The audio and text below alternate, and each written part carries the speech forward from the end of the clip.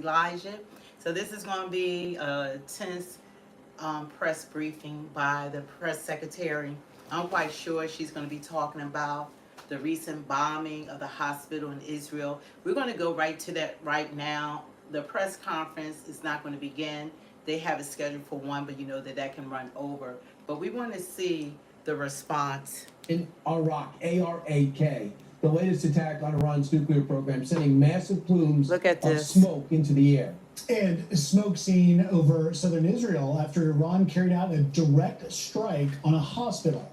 A series of strikes by Tehran, injuring at least 89 people in and around Tel Aviv. So let's go right to Mike Tobin, who's live in Israel at the scene of one of those Iranian strikes. Mike?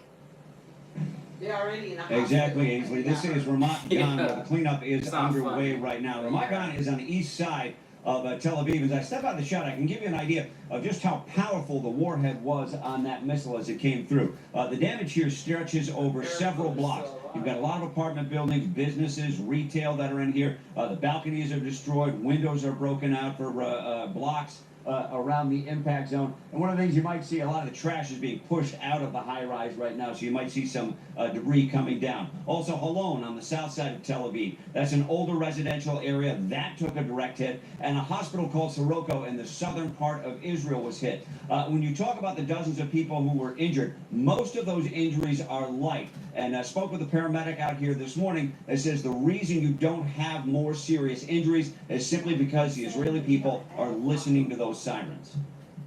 The population is highly committed to the security and safety here. We can see that even from rockets like this one, very little or few casualties because people are turning to the shelters and staying safe when the alarm sounds. Wow.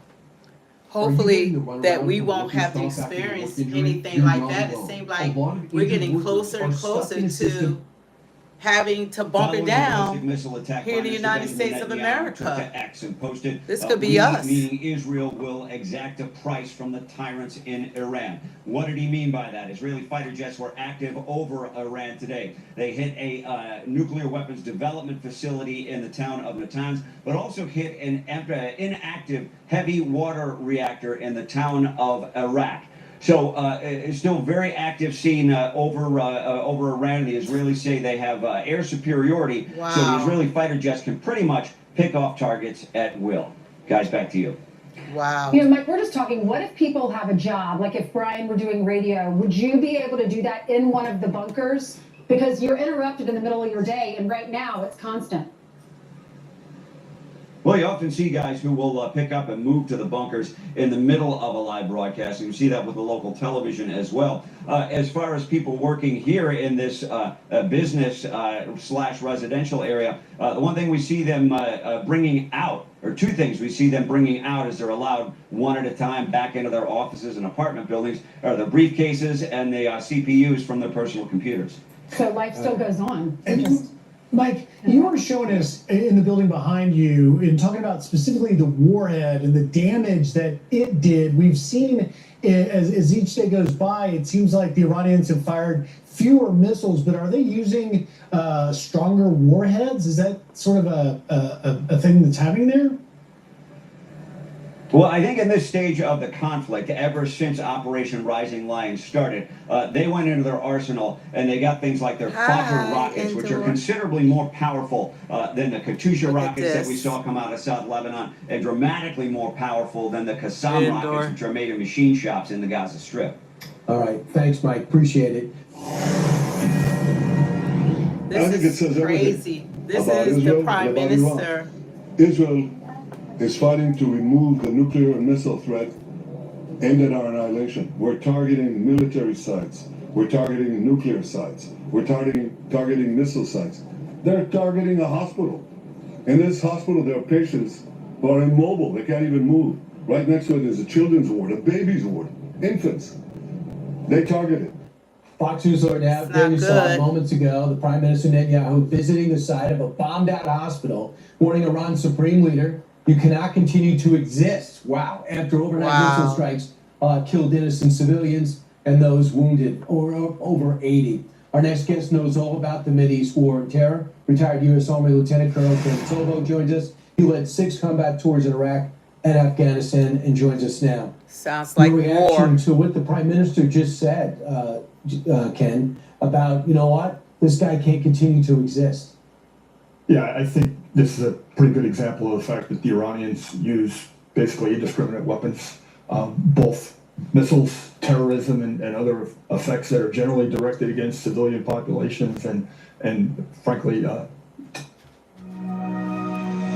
This is ridiculous that, like, there are rules to war. When you start bombing hospitals and you're bombing next to children's wards, I think that's going to just escalate the fight and probably going to draw us into this war. It's like the United States are like, we're on the verge of sending our troops over there to become active. terrorists would not target. And I think what you see with your Israeli approach is a very precise campaign, and to try and limit collateral damage, but to have effect on the nuclear program. So, General, when people say, this is not our fight, America doesn't have a fight with Iran, this is Israel's problem. Do you feel differently? Yeah, I'm from that generation that has watched Iranians fight against U.S. and U.S. interests really since 1979 when they took our embassy. They've bombed embassies, Khobar Towers, through Lebanese Hezbollah, one of their terrorist groups that they sponsor and fund. They've executed attacks on Americans really worldwide. And of course, during the Iraq War, they were a significant threat to us on the ground, and through their explosively formed penetrators that they were providing to the Shia militias were killing Americans in large numbers. You were concerned, you said, we dropped the bunker busters, they'll do the job in Fordo. The reaction. If you were on the ground in Iraq, in Syria, Bahrain, our base in Bahrain, or Qatar, where do you think we'd be most vulnerable if they wanted to react? Should it be clear that we dropped the bunker busters on Fordo? I am quite sure that our military commanders globally are on alert and Wow, preparing that's the big capability to bomb defend our there. troops. I think when you look at the Middle East, the Iranian capability is largely ballistic missiles, short, medium, and long range. And so I am sure that all those bases are worried about their air defenses and paying close attention to the news. It's amazing. Their axis of resistance has been very quiet because they know the people that have been supplying them are getting their head kicked in. This is a big day. The 73rd anniversary, the birthday of the Green Beret. What is the Green Beret? People like you, how have you contributed to our armed forces? Yeah, I think the Green Berets, the U.S. Army Special Forces, are really a unique portion of our military capability. Really, the only organization in the U.S. military that's solely focused on working with indigenous partners, such as resistance elements and other partners, primarily to overthrow occupying powers or enemy adversary regimes. So kind of think, World War II, think folks parachuting into France to help the French resistance overthrow the Nazi regime. And that is the prime focus of Green Berets. Obviously, we do other things when called to, like help governments fight their own internal stability problems. But that was the reason for the creation of the Green Berets in 1952. Now needed more than ever. Yeah, absolutely. When you look at the world situation, we're in a competition with adversaries, China, Russia, North Korea, Iran, and a lot of that competition is what we call the gray zone. It's below the threshold of conventional war. It's about creating influence with partners, foreign partners and allies. You better watch, General. If you stay in such great shape, they're going to bring you right back in. Lieutenant Colonel Tovo. This is happy crazy. Birthday to you, Green Beret. Thanks for all you do, and thanks for your expertise here. When we look at this is just giving a little snippet. I didn't see this coming, that this would escalate. I was watching more Russia and Ukraine, but this is taking precedence over that. And some of our Congress people, like they said, 79% of Americans support us not allowing Iran to have a nuclear capability. So I don't know how many people in here are in agreement with the president that we have to make sure that Iran does not have nuclear capability, because they said that they're on the verge of it. How do people vote for them to have nuclear capability? Well, you never know. It's like Iranian or something? you never know. you know, if people support, because it was like 79% of people don't want them to have nuclear capability. So what does that mean? 21% are in agreement? That's wild. Steady. He's intent on making sure that Iran doesn't have a nuclear weapon. Israel has done an amazing job to control the skies. We have one facility it would be hard for Israel to hit without our help. We'll see what the president does, but I never felt better about the end of the Iran nuclear program. It's very close, and the world will be better off for it. So either you want them to have a nuclear weapon or you don't. And if you don't, if diplomacy fails, you use force. So if you don't understand that Iran with a nuclear weapon is the biggest danger in the world, you're missing a lot. So first off, I trust President Trump will do the right thing. We know that Iran cannot have a nuclear weapon. I'm very appreciative of what the Israelis have done to try to demolish the scientific leadership and the military forces in Iran. Hey, look, here's what we know about President Trump. Here's a guy, we watched what he did his first 4 years. He's the one who went to war. He wants to defend the freedom of this country. So I'm sure he'll make the right decision. Well, when they get a nuclear weapon, they've already said they're death to America. So they'll use a nuclear weapon. I don't think there's any ifs, ands, or buts about it. So if you care about the freedom, you care about your own life, you want to be thankful that this president has been such a strong supporter of Israel and has allowed Israel to go forward and do what they should be doing. And that's to destroy Iran's capabilities. American foreign policy is always a balance between values and interests. The value here is obvious to everyone. Iran cannot have a bomb. No, they It's just can't. unthinkable. And They I can't have a support the bomb. president unconditionally on that. The interest part, you have to weigh cost and benefits to determine whether you can achieve your values. And we don't, I don't want to overstate this. Everybody's entitled to their opinion, but you cannot go to the should part until you understand the could.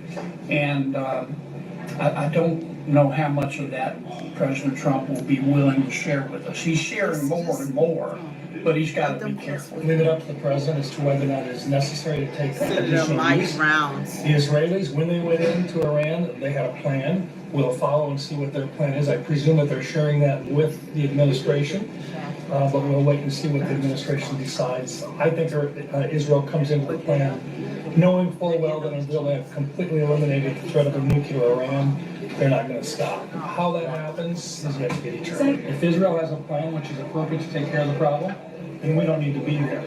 But we should never take out or eliminate options that are available to the president in exercising his authority as the commander-in-chief. That element of surprise, if you will, is maintained by an answer that doesn't tell you what he's going to do. It'd be crazy for the president to give a warning, if you will, of what he may do. It's just as well to keep him wondering. Iran's made that really crystal clear. They pledged to wipe out the United States of America. I prefer not to let them get here. Me too. We thought we were going to stay out of World War II, and suddenly the Japanese came to the United States. We thought we were going to stay out of the war on terror, and they took down a couple of trade towers in New York, the Pentagon, and in a crash in Pennsylvania. We thought we'd stay out of World War I for that matter, and Americans started dying on ships. I prefer preemptive prevention of war rather than having to end one after it gets to our soil. I'm at the last resort. This is crazy. There's like we're on the verge. It's seemingly like we're on the verge of. Meanwhile, at the White House, President Trump meeting with his national We're doing this Security until the Council press next hour conference. as he considers Just seeing possible what US the involvement. press Here conference what he is had going to say, involve this. And many appearances that he had at the White House. Here's one of them. Watch. I have ideas as to what to do, but I haven't made a final. I like to make the final decision 1 second before it's due, because things change. Especially with war. Things change with war. It can go from one extreme to the other. Peter Ducey, live from the White House. Dana? Thank you, Bill. Peter? Hey, Peter. Dana, Bill, we can report here from the White House that because all options remain on the table, Something President Trump has been asking his military advisors about is whether or not bunker buster bombs could get the job done and penetrate deep enough to destroy certain hidden Iranian nuclear infrastructure, if that is what President Trump decides to do. He is also out in the open hinting at other kinds of military assistance the U.S. could offer. We have planes that are undetectable, flying around like, nobody's able to see them stealth. Israel has incredible weapons. You're welcome here, Jocelyn. So, we'll see what happens. I've been asked about it by everybody, but I haven't made a decision. With each successful Israeli strike inside Iran, the Iranians have less leverage to negotiate. They've also shown no willingness yet to abandon their nuclear weapons program, and Iranian offers to send negotiators to the White House for talks next week are probably impossible because the negotiators are holed up and can't just go to the airport in Tehran to fly to D.C. Yeah, I mean, they asked if they could come. We'll see if that happens. It's not that easy for them to come. They can't get out. You know, they're in Iran, and in one case, the guy wanted to come so badly, but he can't get out because his bombs dropping all over the place. We are about 90 minutes away from President Trump's latest intelligence briefing. That's going to be in the Situation Room on the lower level of the West Wing, away from cameras. Dana? All right, Peter Ducey, thank you so much. For more on this is Barry Weiss. She's the editor of the Free Press, and it's an honor to have you today. I know you're at the Free Press doing a ton of work, and we're following it all. Here's a billboard that is up in Tel Aviv right now. It's asking Mr. President, please finish the job. That's in Tel Aviv. In America, this polling from Fox News out last night, I thought was pretty stunning. It's probably changed even in the last few days. This is from June 13th to 16th. We're right now on the 19th today. 78% of Americans saying that they are concerned about Iran getting a nuclear bomb. That's way up. You know, it was 66% in April of 2025. So people have shifted their opinion. Well, I think that they're hearing very, very clearly a message from the American president saying Iran cannot get a nuclear bomb no matter what. And they're also hearing him and many people in his administration making the case that a nuclear Iran is not just an existential threat to Israel, it is an existential threat to America. This is a regime that has not just been declaring death to Israel since it came to power in 1979. It is a regime that has been declaring death to America.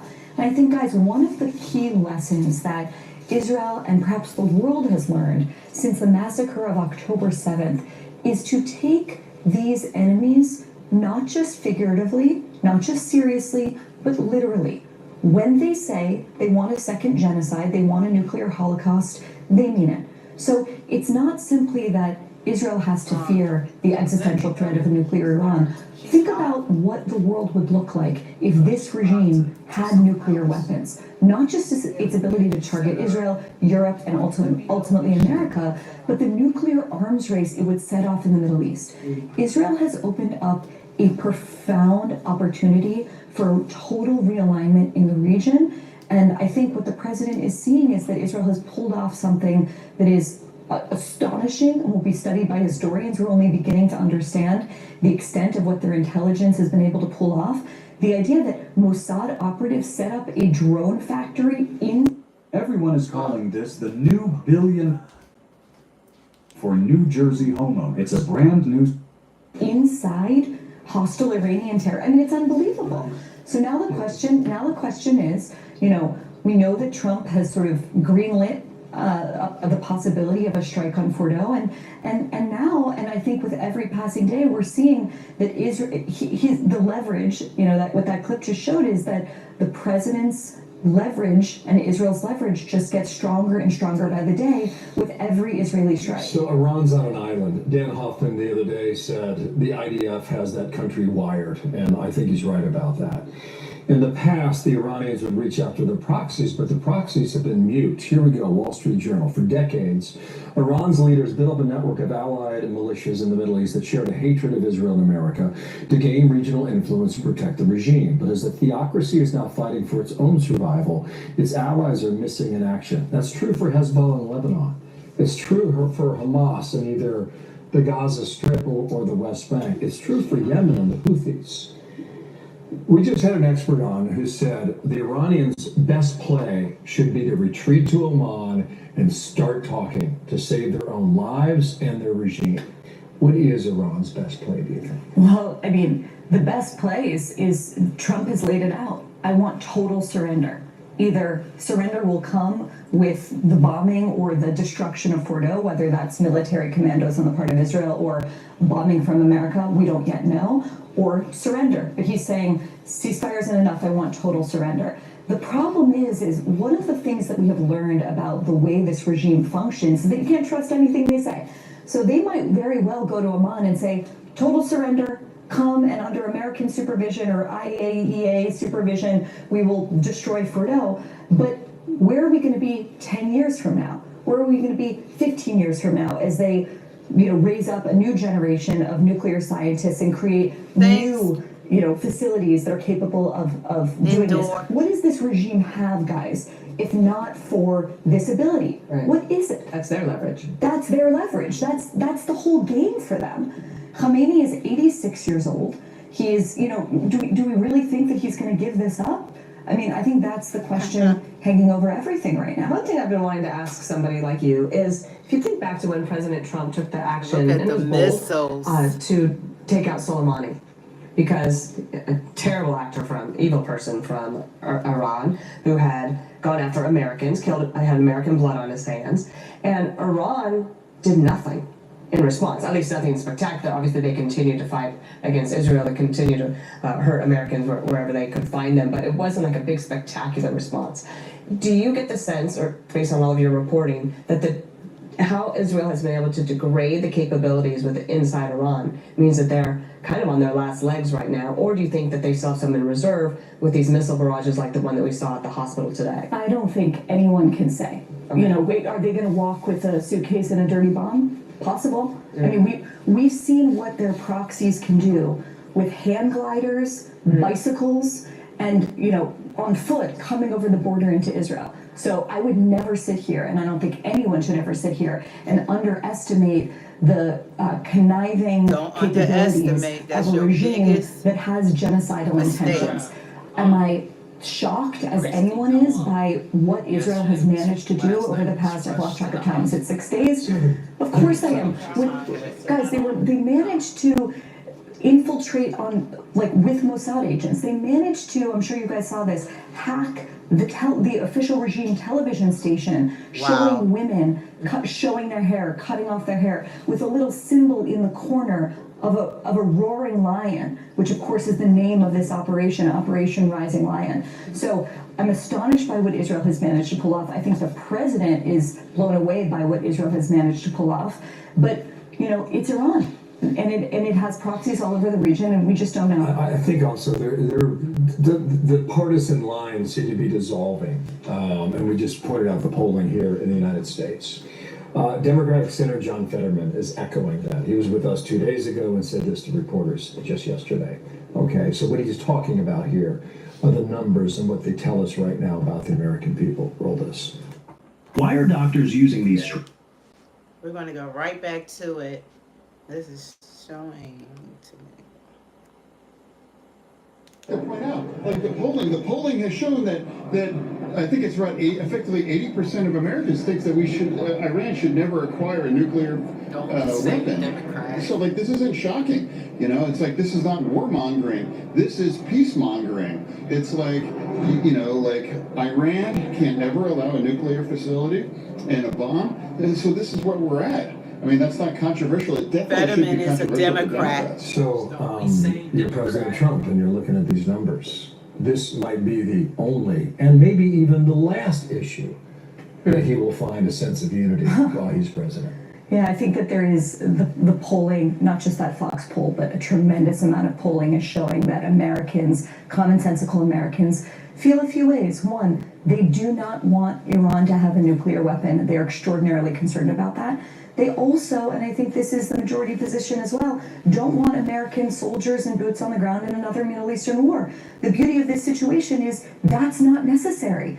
You know, at the worst case scenario in terms of American involvement is the use of these B-2 bombers and the dropping of a few of these MOPs. That is what the Israelis have said. We have a piece out today by Neil Ferguson and Yoav Galan making that argument. And so I think one of the clarifying aspects in terms of domestic politics of this moment is that you have a fringe of people on the right and the left, Thomas Massie, AOC, Tucker Carlson, and then you have the vast majority of the American people who have, in my view, an extraordinarily commonsensical and wise position on this issue, which is that, of course, they're concerned about a nuclear Iran. Of course, they're concerned about a nuclear arms race taking place in the Middle East. And by the way, it's not just the Israelis that are saying Iran was on the cusp of getting nuclear weapons. It was CENTCOM saying that Israel was within weeks, if they decided to spread toward a nuclear weapon, of having enough material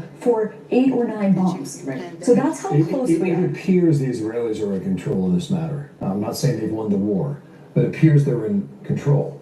As long as that's the case, Trump should be in no hurry. You've got a country of 90 million people, and if you cut off the head of the snake, Can't wait to hear from the press secretary. You don't know what happens. Things can go sideways, and you know they're considering that inside the Situation Room now, as well as in Tel Aviv. Last thought, real quick. No, Donald Trump has said, and is continuing to say, I'm going to make a decision in my own time. And he's watching as Israel unbelievably and capably is doing more than decimating a regime that threatens not just Israel, but America and the free world. Well, it is true that a week ago, I don't know if anybody would be able to predict what we have seen. Thank you. I'm Steve Juicy. This is crazy what's going on. It seemed like it's not even real. We have so much that's been going on. We've been dealing with in-house fighting right here in America. We have non-citizens appearing to take over our country. It's like the Democrats have given them precedence over American citizens because it's never about us. They never speak or talk about us. And I think that's their downfall. The Mexico flag became the American flag. The Mexico flag, yeah, is risen more than the American flag. And the way that I feel about that, if you want to win over Americans, you should not be burning and spitting on the American flag, because that's a disrespect to the citizens of this country. And especially a disrespect to our men and women who have fought and died for this country to keep us safe. We have vets that have served. We have people that are on active duty that are serving. So when things like this happens, it's a lot. And our president, we want him to focus on America first, but it's like he has so much. I don't even know the man sleeps. He was on his Air Force One leaving Canada the other day, and you could see the clock on the plane. It was like, it was 1 a.m. in the morning when he started another press briefing. And then you have to remember him going to different countries. The time The time's difference. I mean, you didn't see this with that previous administration. The transparency, one thing, you have to give it to him. We never had a president ever that's been so transparent. He allowed the reporters, without a script, without a teleprompter, to ask him anything. And that's CNN, MSNBC, CBS, ABC, the whole 9 yards. All of them are allowed to ask him whatever questions they want to, and guess what? He answers all of them. And we don't usually get presidents that do what they said they were going to do. Yeah, and then we have a president that's doing exactly what he campaigned, a man of his word, and he's doing what he said he was going to do. Like, for instance, close that damn border. And now it's 0%. But the news media, when they were flooding in here, hundreds of thousands of people per month, when they were flying them in here, they were breaking the law. There was no news coverage. It was like another day in the park. There was no news coverage.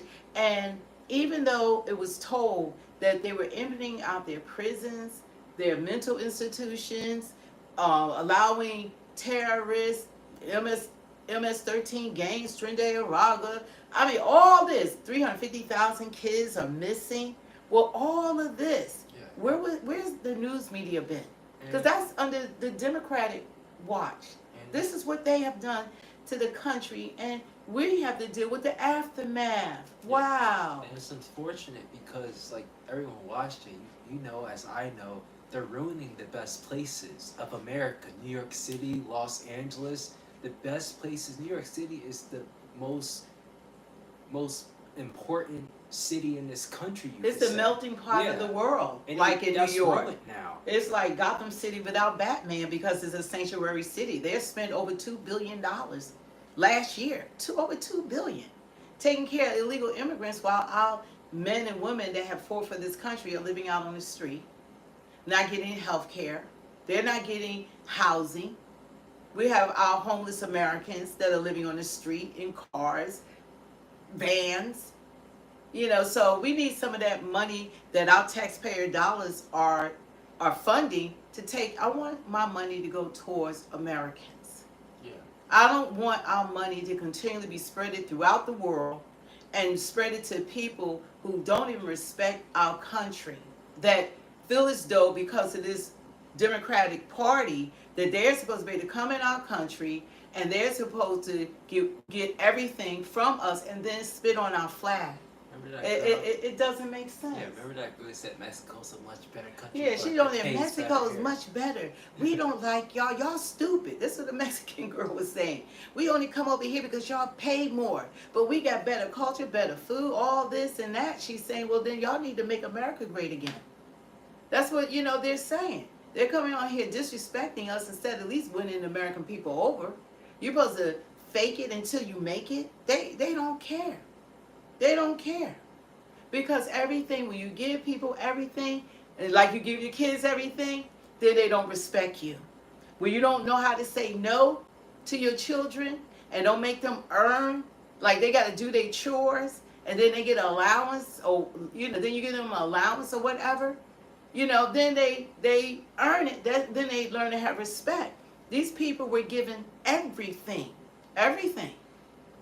Luxury houses, education, health care, Social Security, Medicaid, Medicare, cars, food, $13,000 in snaps. I mean, they were giving them an ATM card in New York with thousands of dollars on it. I mean, they also took over our schools and our I feel like I'm standing in front of you. They also took over our schools and our hospitals. Yeah, you go into the schools. Our kids have the lowest grade rating now. They're below average and everything. Because the teachers, they don't give them, what did they say, the percentage of our kids, they can't even read. They said 40%. 40%. Because these teachers aren't equipped for all these immigrants. I'm talking about the recent immigrants. I'm talking about the last 4 years immigrants, because they try to lump them all together. I'm not talking about the ones that have been here for 20 years that should have applied for citizenship, that I suggest that they apply for citizenship, become a United States citizen. It's time for you to apply. If you really want to be a part of this country, go through the process like all the countries around the world. Everybody's required to go through the process. But the ones that have come in here, they came into our country the last 4 years, the 14 plus or 20 million, they have no respect for this country because everything's been provided for them. They don't respect this country. They think we're supposed to give them everything over us. They think that their voices, look at the marches, talking about no king's protest. Who was the really king? Kamala? The Democratic Party is a party of kings because there wasn't even a primary. Kings, you know, you didn't even get to select who was running in the election. That's what a king does. That's what a king does, is what they did. They chose Kamala for you. Kings, that's what kings do. They don't have to run. They're selected. She was selected. And then everybody got on board like, oh, you know, it's just astounding. And they want to have a no kings. And it's like we're so gaslighted that they should be marching against the Democratic Party because we wouldn't have this problem if we didn't have the open borders. We wouldn't have this problem. And the former press secretary saying she's no longer a Democrat. Oh, that's the biggest part. The biggest part is that the Democratic Party, to make matters even worse, the Democratic Party press secretary, within 4 months, denounced that party, is no longer a Democrat. What does that say to you? She had the ear of the president. She was there. She knows everything that we'll never find out. She had to go and lie every day about a party that she no longer support. Within 4 months, she's no longer a Democrat. The press secretary. The former Democratic press secretary. That's how bad that party is. That you have the press secretary saying, I'm no longer a Democrat. She's an independent now. She's not led that way. And if anyone knows anything about what was happening behind closed doors, she knows it. I guess that's why she wrote a book. We're talking about Karoline Jean-Pierre, the former press secretary. Within 4 months, she is no longer a Democrat. What's the answer to that? That's why she looks stressed out. Is they on yet? Is Karoline on yet? No. That's why she looked stressed out. She had to go. She looked stressed out because you imagine having to go and lie to the people, knowing that that was an unfit president, knowing that president was absent, that he never did press conferences. He never was on his Air Force One giving press conferences. He didn't engage with the reporters. These reporters actually want to do their job. They're like they thirsty now. Now they got questions. But they never even now question the actions of the Democratic Party. And this is coming from a Democrat. Never question. That's a disservice to the American people when you don't supply information regarding both parties. That's a problem, Houston. They're supposed to inform us. They're supposed to be non-biased. They're supposed to report the news, whether they agree with what's going on or not. They don't do that. That's why Trump had to sue ABC and some of the other channels, and they lost and he won. You know, even in the debate, he had to debate Kamala and the two anchors.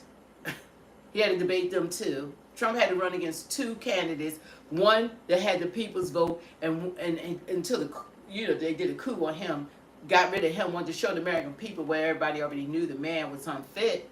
And then they selected, like a king. That's what kings do. They selected who is going to run for president to represent your party. That's a king move. Joe Biden said crazy. Joe Biden said he pardoned his entire family because they have been targeted by attacks and threats, and indicating that the attacks were unlikely to stop. He clarified that the pardon should not be seen as an admission of guilt. It is a mission of guilt. You're pardoning your whole family. When you get a pardon, because there's some criminal activity that's been in your life or your past, that's when you need a pardon. So if he had to pardon his entire family, there's some criminal activity that could come down the stream that is going to be unveiled one of these days, and they needed that protection. That's what that means. Kind of Unbelievable. And now, you know, in the midst of everything, we're having rumors and rumors of war. Everybody better be praying, because this most definitely, the Bible is coming to life right now. It's like all these wars, and now if wars are stopped in 2.5 years and all that kind of stuff, like they said, we're going to be raptured up real soon, because this is like getting so biblical right now. And we most definitely are in the last days. You better believe it. Jesus is coming. We're knocking at the door right now of Jesus returning. We're knocking at the door. Because now Israel and Iran, you know, what's going on. Ukraine and Russia.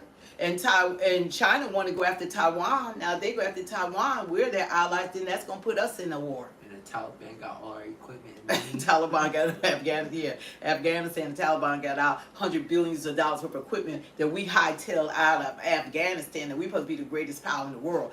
But we left like we were like the weakest power of the world under that former administration. They showing it off too. They flexing it. They flexing our United States equipment, unimaginable. You know, but you'll always have people that will, you know, because of the media, they're not honest. And that's why it's refreshing that we're living in an age of social media, that you can go to, ground.com to find out information. You can go to different avenues. You know, you can use Google. You can use go on Twitter. You know, now, you know, we call it X now, but I'm still call it Twitter. Yeah. Because that's what it is. It's Twitter. Yeah, it's Twitter. Not call it X. So it's a lot of other news resources. There's some phenomenal content creators that give you information on both sides. Yeah. You got to have both sides. Nobody is going to agree, except for the Democratic Party, 100% with anyone. You know, they don't even know, the Democratic leadership, they don't even know when it's time to come together for the welfare of the citizens of this country. How about that? How about them coming together for the welfare of the people of this country? How about that? It's always a battle. There's no unity. They're always just battling. They just want to battle Trump no matter what he does. The tariffs are working, everything's coming down, jobs are coming here, trillions of dollars that Trump is bringing here with other countries, and lowering prescription rates to be more fairer to United States citizens. Why should we pay $1,000 and over UK they paying $200 for the same medication? That's the stuff Trump is saying, no, we got to stop this madness. And he's the one that's doing it. We are now, because of poor leadership, $36 trillion in debt. That's a fact. Those are facts, because you have people want to dispute everything that's said and done, even when it's plastered everywhere. Oh, that's not true. Oh, they're uneducated. I mean, everybody knows. This is like, everybody knows this information. You know, but people want to stay in bubble land, and no matter what's going on, they won't admit the truth about anything, and hopefully they're teaching their kids to be honest. Got the trolls and the comments, of course.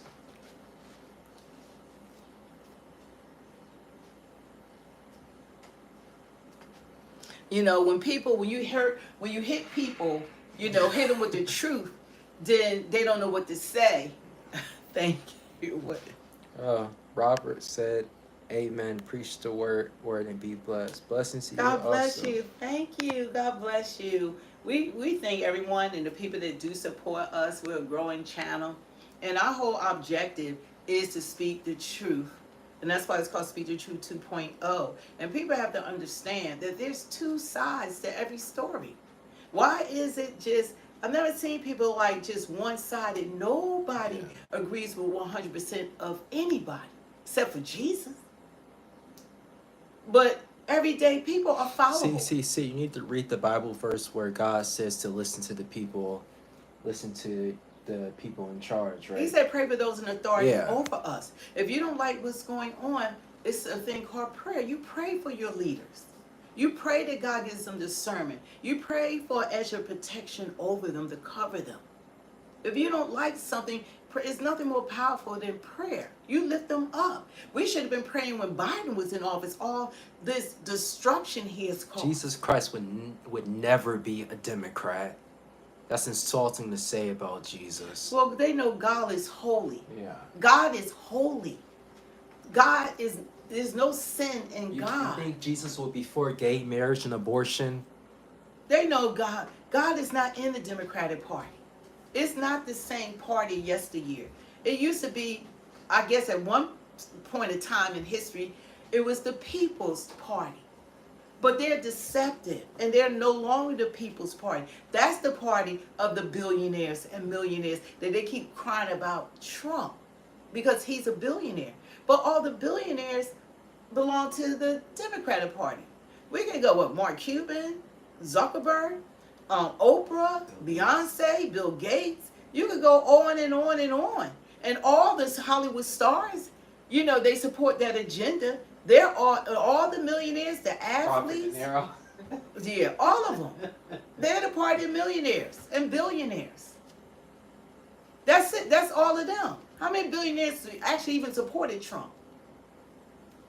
It's amazing how they gaslight people. They're the wolves in sheep clothing. That's what how that saying came about. Wolves in sheep clothing. Armando, first off, God is God. He's not going to be part of any party because he's God. Second of all, there's no way he supports anything that the Democrats have done. Read your Bible and don't just say blasphemy.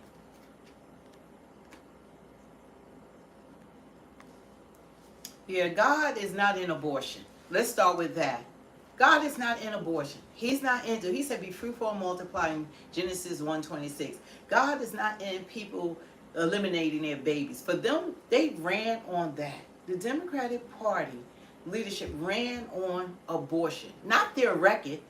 You would have thought Trump was the president. They were the president, vice president. That was a Democratic administration.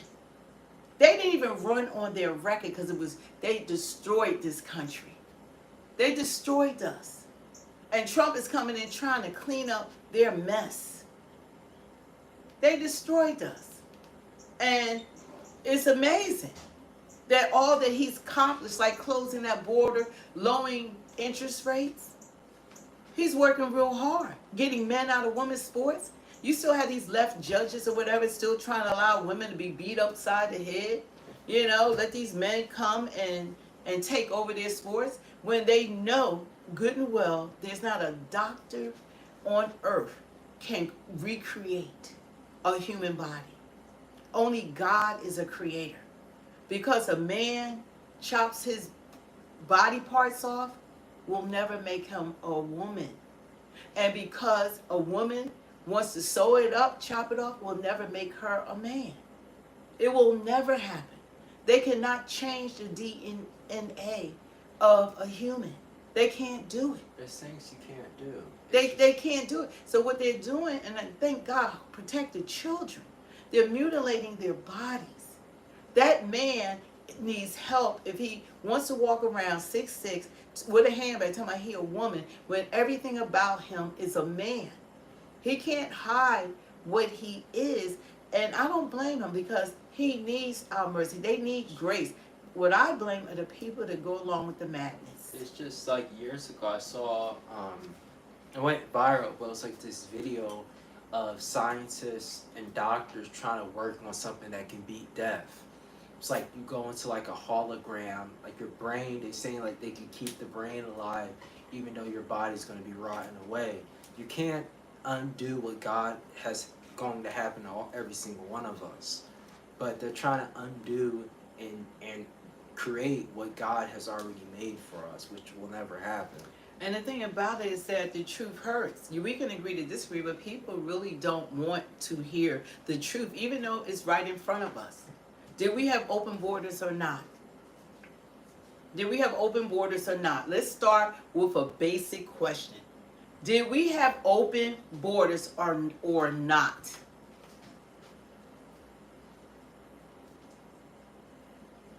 Yeah, the truth hurts. Look at it. Look at it. There go Leroy. It's all right. Yeah, look at him. So Biden, their policy was open borders. So the people saying no, y'all funny because the Democratic Party said they opened up the borders. No one's spiting. It's funny. No one's spiting people because of their race. My first girlfriend was a Spanish girl. It's funny that it's really funny. They ran on open borders. They created the open borders. They were flying people in. They opened up the borders. And they wanted as many people as possible to come in because they wanted a new voting block. Y'all know that, right? They wanted a new voting block. Because they got black people on lockdown. You know, 93% of us vote. We vote Democrat. We don't get nothing for it. we just going to keep on. It's like the Pied Piper. Like, you know, playing the song. We just going to keep following, keep doing the same thing, you know. But, so, if anybody said that they didn't have open borders, then they're dishonest. Because the party, that was their main thing, was having open borders. That's why everybody came in. And they gave them all of these things. They had an open border. They opened the borders. Not because they care about these people. They opened the borders because they wanted votes. They wanted to have a new voting block to make sure that they retain power. It's always about the Benjamins and power. Always about that.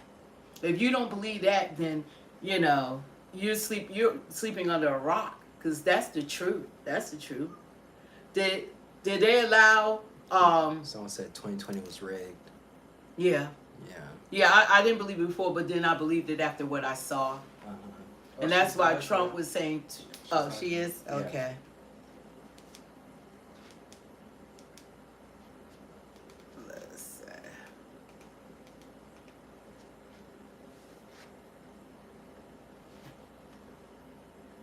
Karoline, I think that she's about to go live. Let's see, when she came out, she just came out.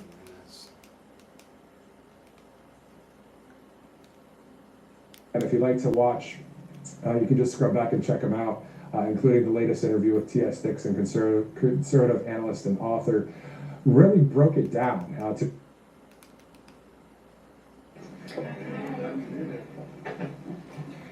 President Trump's powerful efforts to secure our homeland are working. According to newly released numbers, last month, Border Patrol saw a 93% decrease of illegal aliens crossing the southwest border between ports of entry from May 2024 under Joe Biden, when they encountered more than 117,000 illegal aliens. And this particular statistic is absolutely astounding. In the month of May, under the Trump administration, 0 illegal aliens were released into our country by Border Patrol. Let me say that again. Not a single illegal alien was released into the interior of the United States of America last month under this administration. Not a single one. Let's contrast that to Joe Biden's failed leadership, where immigration officers were wasting their finite time and resources processing dangerous illegal aliens for release into the United States.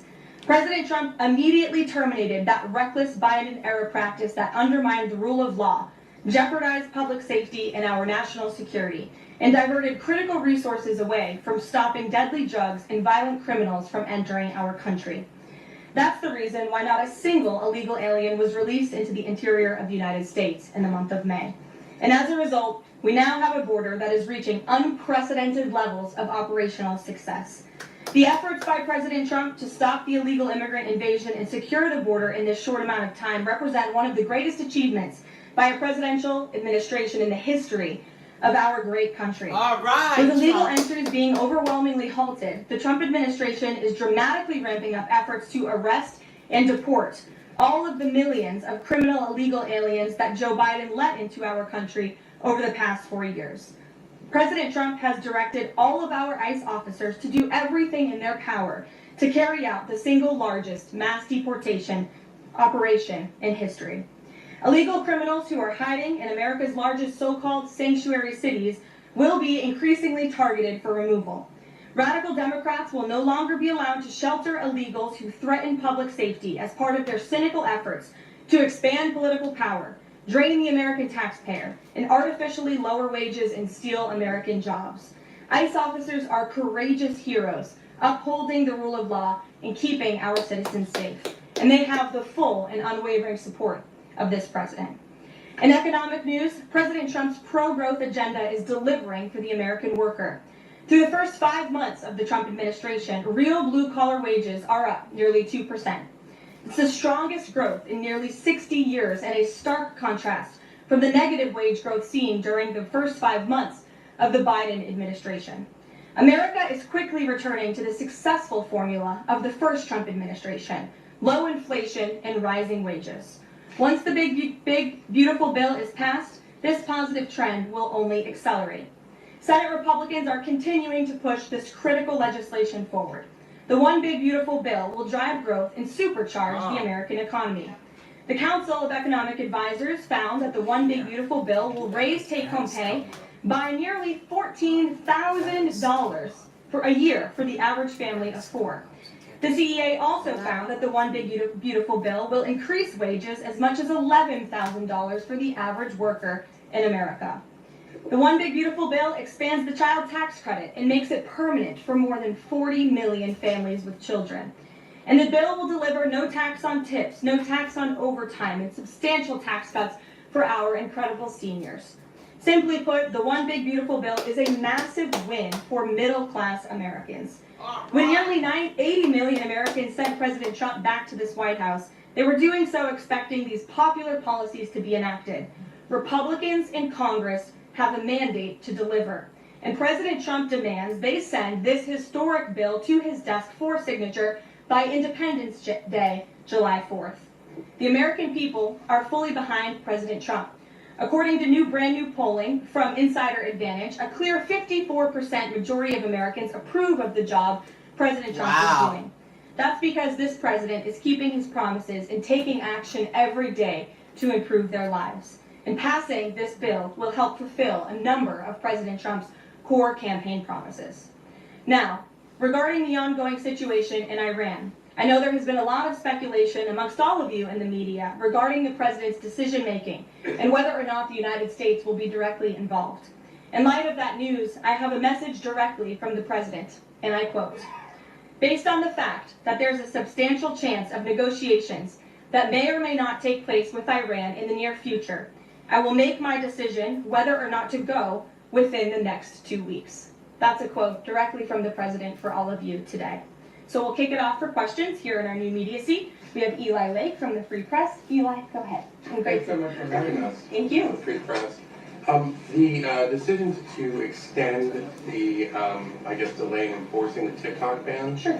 Can you talk about how the White House understands its constitutional authority in light of the Supreme Court's decision in January that said that the president had to enforce the ban? Sure. Well, as all of you know, because the president put it out on his Truth Social today, he did sign an executive order to extend the TikTok ban for 90 days. So in the effort to make a deal, and White House counsel and the Department of Justice have reviewed this executive order, and I can get it for you. I think it's on our website by now. If it's not, my team will now put it up immediately. And you can read the language in that executive order. And the White House counsel's office and the Department of Justice strongly believe in the legal rationale for this executive order. They wouldn't have the president's pen hit it if they didn't. And the political reasoning for this, of course, is because the president made a promise to keep TikTok on. There are 100 million Americans who use this app. It's widely popular. He also wants to protect Americans' data and privacy concerns on this app, and he believes we can do both things at the same time. So he's making an extension so we can get this deal done. Can I get a follow-up? Sure.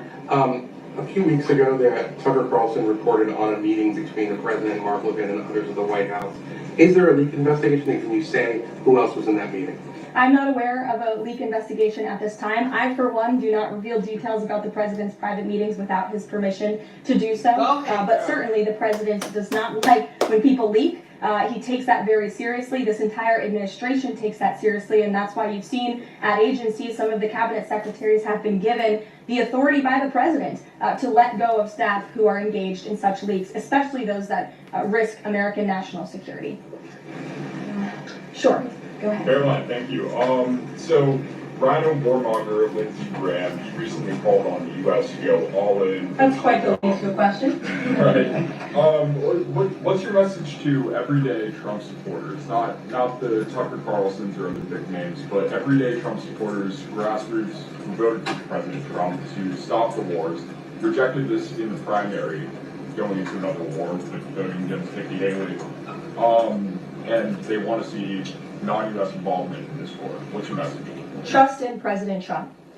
President Trump has incredible instincts, and President Trump kept America and the world safe in his first term as president in implementing a peace through strength foreign policy agenda. And with respect to Iran, nobody should be surprised by the president's position that Iran absolutely cannot obtain a nuclear weapon. He's been unequivocally clear about this for decades, not just as president, not just as a presidential candidate, but also as a private citizen. In fact, I have some quotes for you. In 2011, President Trump said, "America's primary goal with Iran must be to destroy its nuclear ambitions. We cannot allow this radical regime to acquire a nuclear weapon that they will either use or hand off to terrorists." In 2015, the president said, "The problem is that Iran poses an existential threat to Israel, our Middle Eastern allies, and the United States." And of course, the president has repeated that in his first term as president and his second term as president as well. That's why he was adamantly opposed to the disastrous Iranian nuclear agreement that was implemented by President Obama.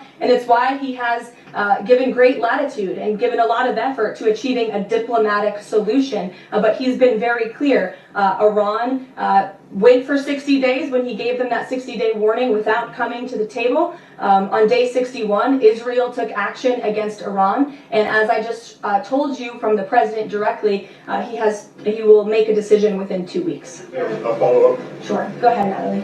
Thanks, Caroline. Can you confirm whether Steve Witkoff has been in touch with the Iranian foreign minister? And does Witkoff plan to go to Geneva tomorrow for talks? I am not tracking that on Mr. Witkoff's travel schedule, but I can certainly check in with him to be sure. As for correspondence between the United States and the Iranians, I can confirm that correspondence has continued. As you know, we were engaged with 6 rounds of negotiations with them in both indirect and direct ways.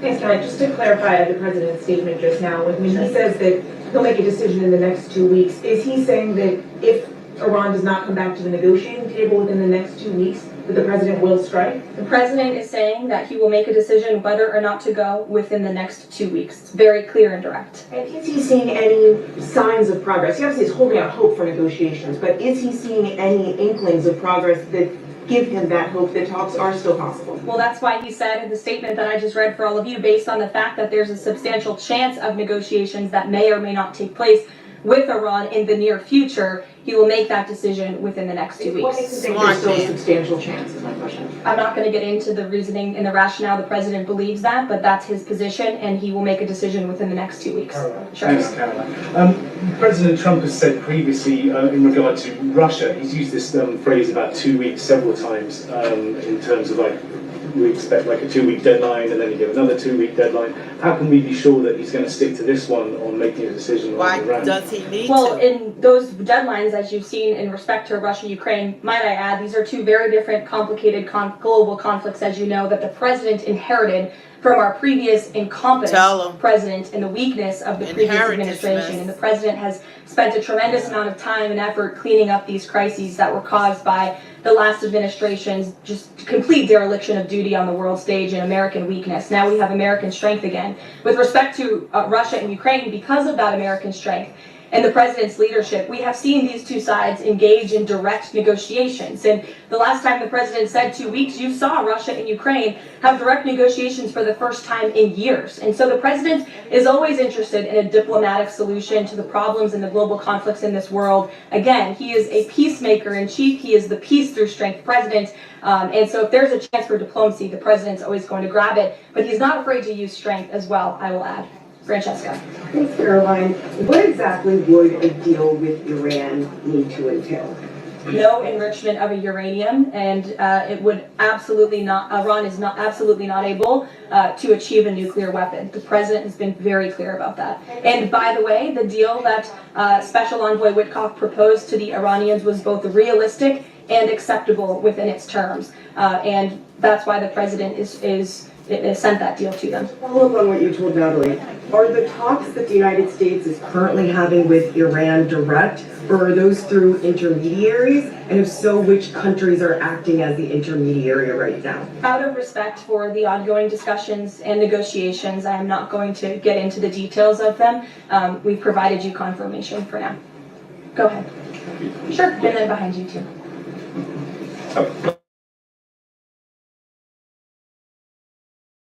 The entire world is on the president's side when it comes to the fact that Iran cannot obtain a nuclear weapon. This is something that pretty much all of humanity, except for the Iranian terrorist regime themselves, agree upon. And so the president expects that Europe will deliver that message directly to the Iranians.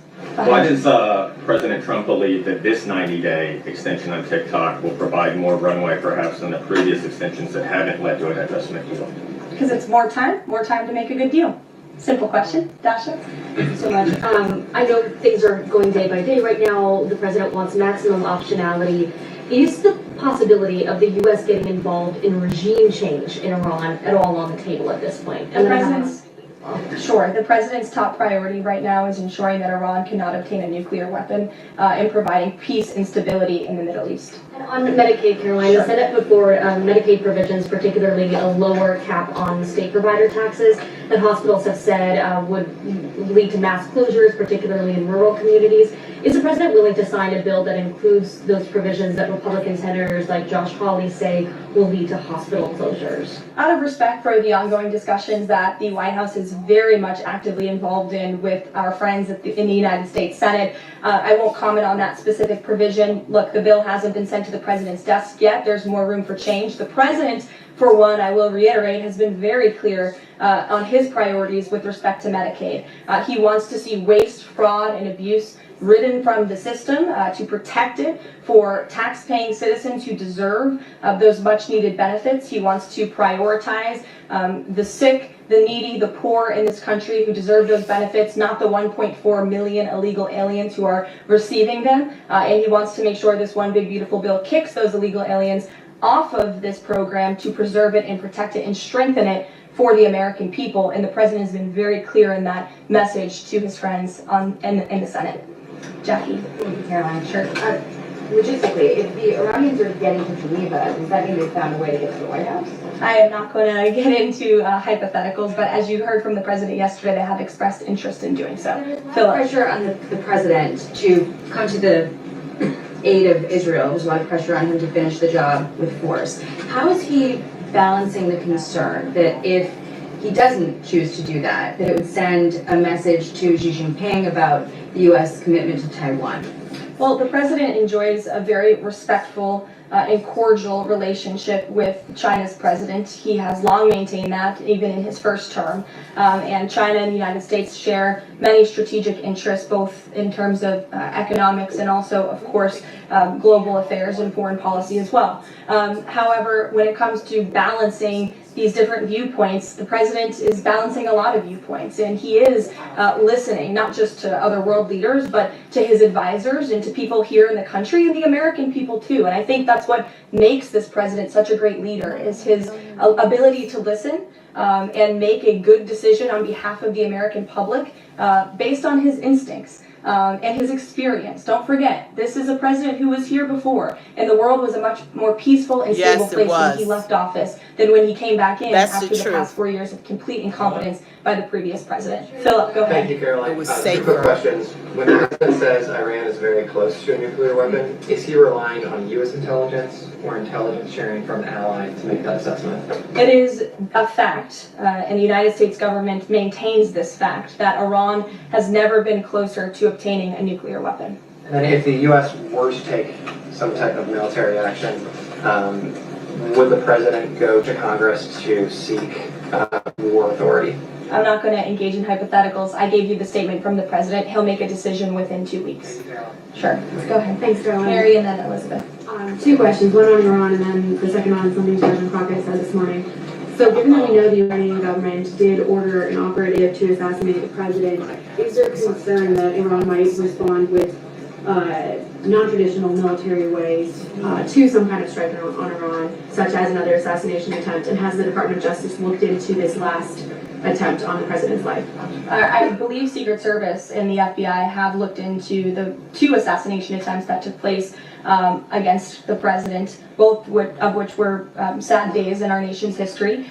So I would defer you to the Department of Justice on where those investigations stand. But as for your question regarding Iranian retaliation, I'm not going to engage in hypotheticals again, but I can assure the American public and the world that this administration is prepared and ready to defend American interests and assets, not just in the region, but here on our homeland as well. Thank you. And then really quick on Jasmine Crockett, she said, I believe, that Trump supporters are mentally ill before calling for bipartisan support against the president. Can you respond to that, especially considering she's a rising star in the Democrat Party right now? She's a rising star. It's quite something to behold, actually. I hope that she continues to be a rising star. Me too. For the Republican Party, at least. I think it's incredibly derogatory to accuse nearly 80 million Americans of mental illness. The last time I checked, Jasmine Crockett couldn't dream of winning such a majority of the public as President Trump did. And the America First movement, which President Trump has built, is filled of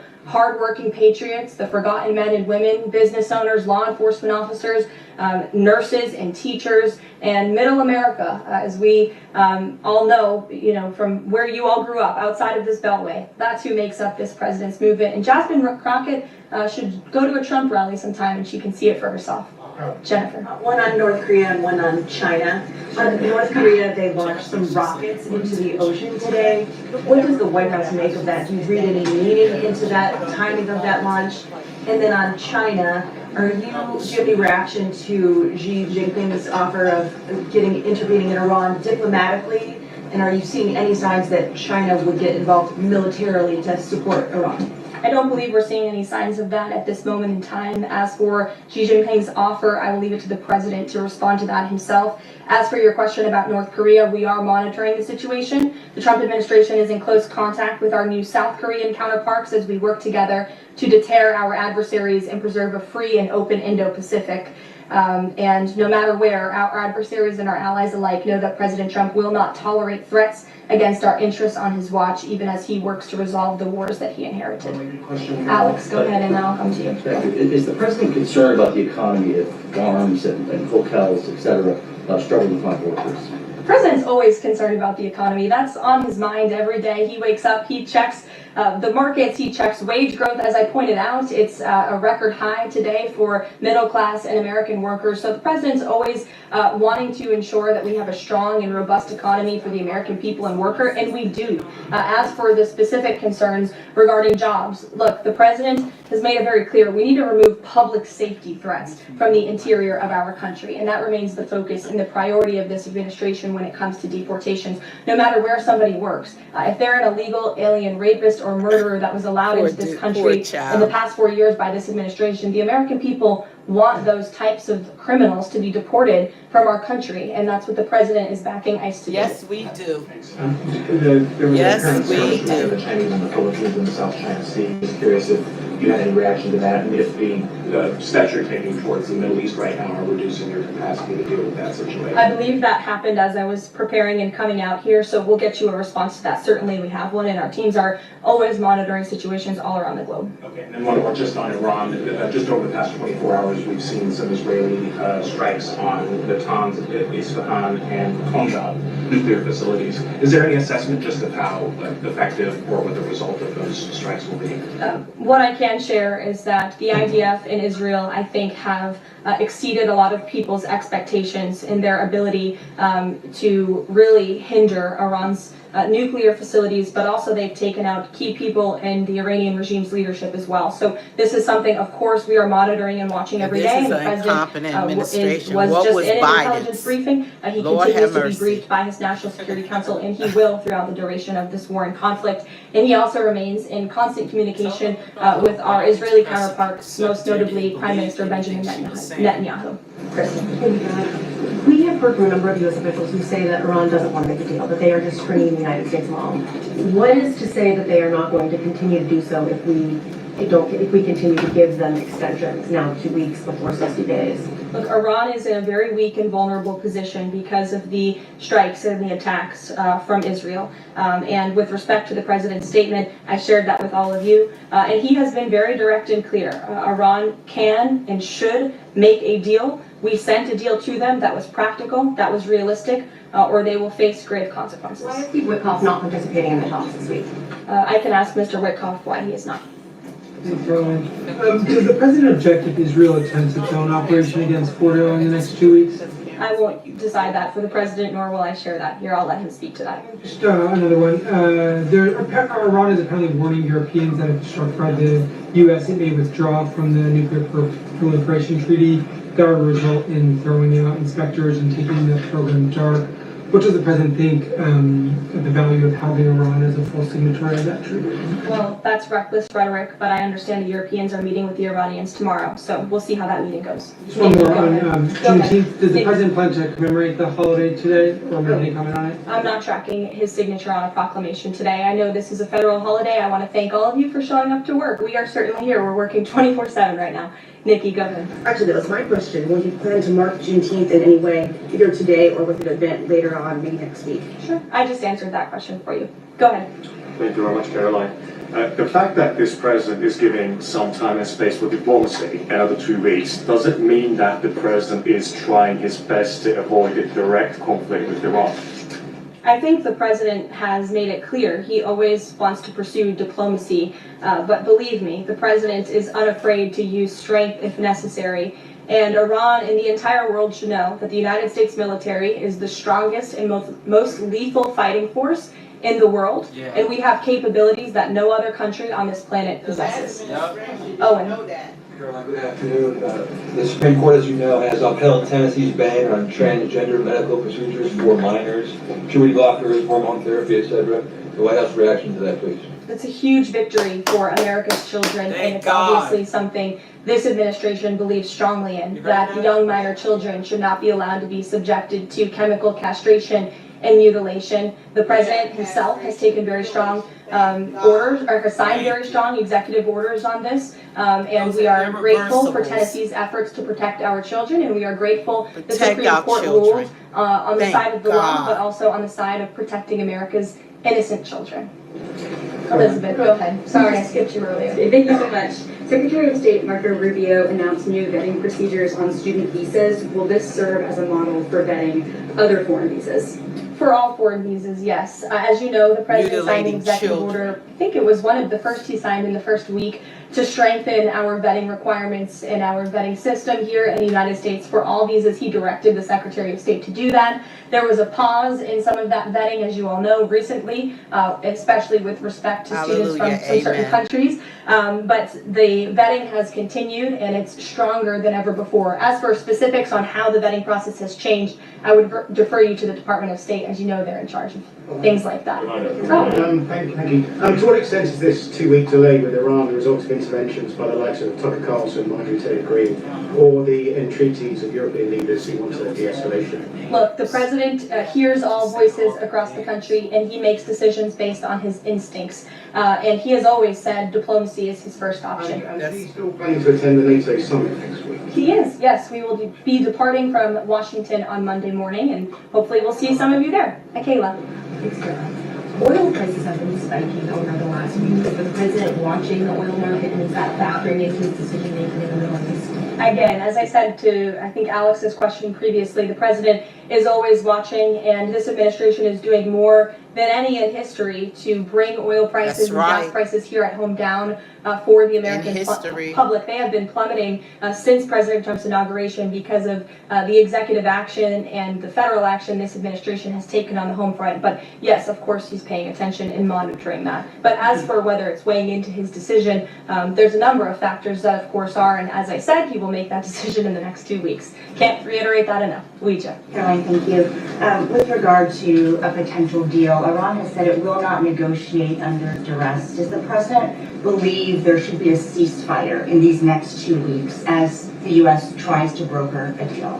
That's not what he said in the statement he dictated to me, so I won't get ahead of the president or add anything additional to the statement that he gave me the liberty to share with all of you. And just to follow up on how close Iran is to a nuclear weapon, can you clarify, when the president said a few weeks away, did he mean obtaining enough enriched uranium to start building a weapon, or did he mean Iran is a few weeks away from completing the production of a weapon? I'm glad you asked that, Ouija. It's an important question, and it's one, frankly, the media has been getting wrong. Let's be very clear. Iran has all that it needs to achieve a nuclear weapon. All they need is a decision from the supreme leader to do that, and it would take a couple of weeks to complete the production of that weapon, which would, of course, pose an existential threat, not just to Israel, but to the United States and to the entire world. And that is something that the entire world, including countries like Russia, is in agreement with, that Iran should not and cannot obtain a nuclear weapon. And that's why the president believes that, and he's believed that, again, not just his political career, but frankly, his entire life. So it sounds like it's the former, just to be clear. Correct. They have the components. Okay, Correct. thank you. Michael. Caroline, as we look forward to the NATO summit next week, Spain right now is threatening not to oblige the president's request for all NATO countries to spend at least 5% of their GDP. Does the president take issue with this, with Spain right now? I didn't see Spain's comments. I'll make sure the president sees them, and I can assure you he wants to see all European countries pay their fair share and meet that 5% threshold. It's only fair considering the American taxpayers have given a significant chunk of money to the tune of billions of dollars to support our mutual interests and our assured defense. So I will let him speak to that, but he's made his priorities for our European allies quite clear, including Spain. Thank you, Caroline. One last question. When it comes to the president's position on foreign policy in general, is there a phrase that the White House has coined? Is there a Trump doctrine? Does the president like to talk about this? Anyone here in the White House talking about this? And if so, if there is something akin to a Trump doctrine, how would you define it? America first, always. And with that, I think I'll leave you. I know there's a lot of news in the world right now. As you know, our team is always here to answer your questions, and the president, I am sure, Always. will take more questions from you guys at some point this week, as he always does in the effort of transparency. I appreciate your being here on a federal holiday, and we'll see you later. Thank you. Wow. She did a phenomenal job. That's a great job. This is the most transparent presidency that we have ever That's witnessed. why I don't understand some of the people in the comments who be saying lies when the former press secretary has now came out and said that she's no longer a Democrat. The former press secretary was lying through her teeth the whole entire time. So I don't understand how it's just kind of like really delusional and really like stupid to say lies now when the former press secretary is no longer a Democrat. Okay, so It is amazing. And this is a press. I mean, these reporters are now actually have things to report because the transparency is on another level. Oh, thank you, Ted. He said I love this channel and the Trump administration. Thank you. Thank you so much.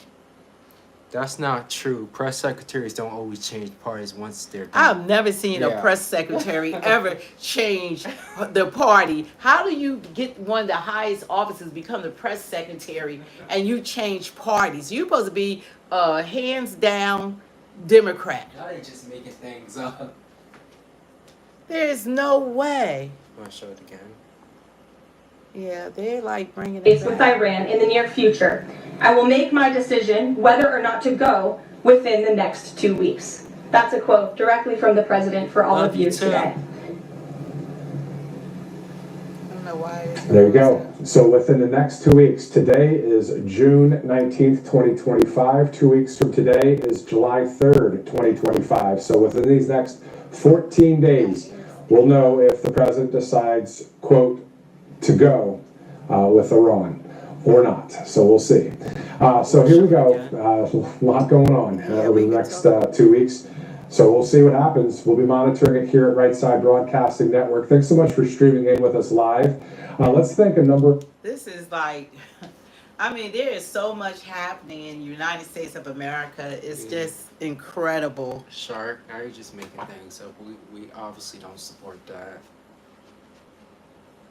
There is so much going on, but God God bless is you good. too. And we are so thankful that we are Americans and that we put God first in this country and that it's founded on biblical principles. We thank God that President Trump is the president at a time like this. And I only say that because of what's going on. There was no one else running that would have been able to handle these wars that the Democrat Party had led us into. There was nobody else that would have been able to handle this $36 trillion deficit. There's nobody else that would have been able to handle the open borders, the fentanyl that was coming in this country, 350,000 missing kids, and what's going on in our cities while Trump is even president. And they know that he's coming for them. So our country was being inside out was being overtaken by non-citizens because our elected officials put non-citizens over Americans. That's what the Democratic Party now represents. They're the party of illegal immigrants. They are not the party of us, American citizens. That's a fact. They don't talk about us. They don't speak about us. They don't say anything they're going to do for us. They're not required to do anything for us. You know, they don't have a leader. They don't have no policy. They don't have anything. Only thing they have is Trump deranged syndrome. That's it. TDS. That's it. As long as they can keep pointing the finger. You know how you have someone keep pointing the finger at someone that they don't like, and then you don't like them just because they don't like them? It's funny. That's Trump. How long has Trump been president again? Now, For like 5 months. It's funny that people are blaming Trump, and he's only been president for 5 months. They were blaming Trump. He was in office. He said, I only been here 5 days. You know, this is the remnants of the previous administration. Those open borders, didn't y'all think those were going to affect us? Have we ever had anything happening in California like we've seen? Oh, we love you too. Do you know they have caused millions of dollars worth of damage, and they have the audacity now, L.A., because of that poor leadership with Governor Newsom and Mayor Bass, that they had the audacity to want us to pay for it when they didn't take care of their own city, that Trump had to send in the National Guards, that they didn't do a curfew day one, they didn't stop the rioting day one. They watch cops being hit with rocks and bricks. They watch fireworks being directed at them and their squad cars, and they did nothing. Nothing. Oh, they wanted it to go on because they wanted to overthrow the government. Eden, what are we lying about? It's everywhere. Americans, we see this. We see this. Love you too. I mean, how are you going to come into someone else's country that have given you everything? I'm talking about the people the last 4 years. Okay, I'm not talking about the immigrants, illegal immigrants that's been here, that been just working and doing their jobs and not burning the flag, that have more respect than the ones that have come in here now. Eden, you don't know what we just said. Clearly You know, shows. it's amazing. The ones that come in here now, because we're giving them everything. If you want to be a citizen of the United States of America, it's simple. Apply. Apply. Like you would any other country. Apply. Go through the process. Start today. Paul, Because this administration is not going to allow it to happen. Trump already told you he's going to try to get you all out of here. I would just, why not apply for citizenship? I don't understand that. Why stay here and not apply? Why are you looking for, think that you can have all the freaking riots, parades you want to? You're not going to overthrow this government, and you're not going to tell our lawmakers what to do. You're not going to tell the police what to do, the federal government what to do, or the president what to do. And the American people agree with that. There's more of us that agree with that than don't. When you come into someone else's country and you're making demands over their citizens, that takes a lot of nerve. Loves to cook. That's not the point we brought up about LA. We're talking about people flying Mexican flags. I mean, destroying. They got millions of dollars worth of damage. Chicago, they all ICE. They're going to stop ICE. And then the ironic thing about it, listen to this. They want to free criminals. They doing all this protesting when ICE is going after the worst of the worst. Tanya Johnson said, "Tell me what it is Trump is doing for you exactly. Please leave out the immigrants because that horse has been beat. This administration is poison." Nah, dog. Nah. We seeing this on the news every day. Ask the black people in Chicago what they've been going through and what they've been complaining about. It's been a deaf ear. They put them in our communities, use up our resources, and give us nothing. Nothing. There's all sorts of crimes and everything that's going on. They're using our assets, and our taxpayer dollars is not going towards Americans, especially black Americans, okay? Trump is bringing wealth back into this country because you know that right now we have a deficit. Tell me, did Biden try to handle the deficit that we have? Did they do any? Because I think they increased it by $7 trillion. Did they do anything? Did they negotiate with other countries doing business here instead of just China? Did they negotiate? Did they have Apple doing a $500 billion deal for Americans the first week in office? Did they go with Saudi Arabia and get treated like a king that had jets escorting our president into their country, and he came back with $1 trillion deal? Did what former president did that? I might, I don't know all my history. I might have missed it. That's because we're black, you expect us to be a Democrat saying we know better, we're black. What's that supposed to mean? No, you know we what? can have our own opinion. You know what? When I didn't know better is when I didn't look at policy. When I didn't pay attention to what that party represented. I campaigned. You can see me with Biden. I have other videos, maybe a month or two, that I show with me with Biden. or whatever, or selfies with Biden. I have receipts of all these different Democratic leaders with me in the room. Okay, with me at Capitol Hill, with me throwing rallies. I maybe have done like 200 rallies, at least that many.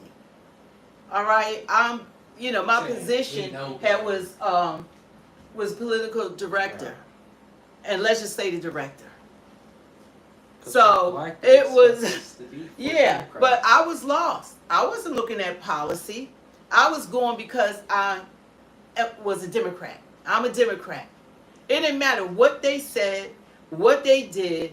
I'm a Democrat, period. We're supposed to be. We're generational Democrats. That's how Black people are. It doesn't matter. We're generational. We're supposed to be the part of the 93%. Yeah, they say, well, don't they call it insanity? When you keep on, doing the same thing and expecting a different outcome and it's the same outcome.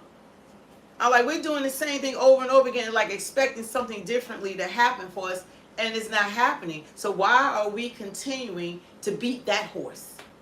Why are Black people continuing to support a party that can't even give us an anti-hate crime bill? But we can have non-citizens come into our country and you can't touch them. They can kick a cop in the head. They shoot us if we did that. To death. They can beat them, shoot them, hit them, punch them, stomp them, spit on them. You're a cornball. And then be released. Be released if they're arrested. If they are arrested, they're released. Back into the community.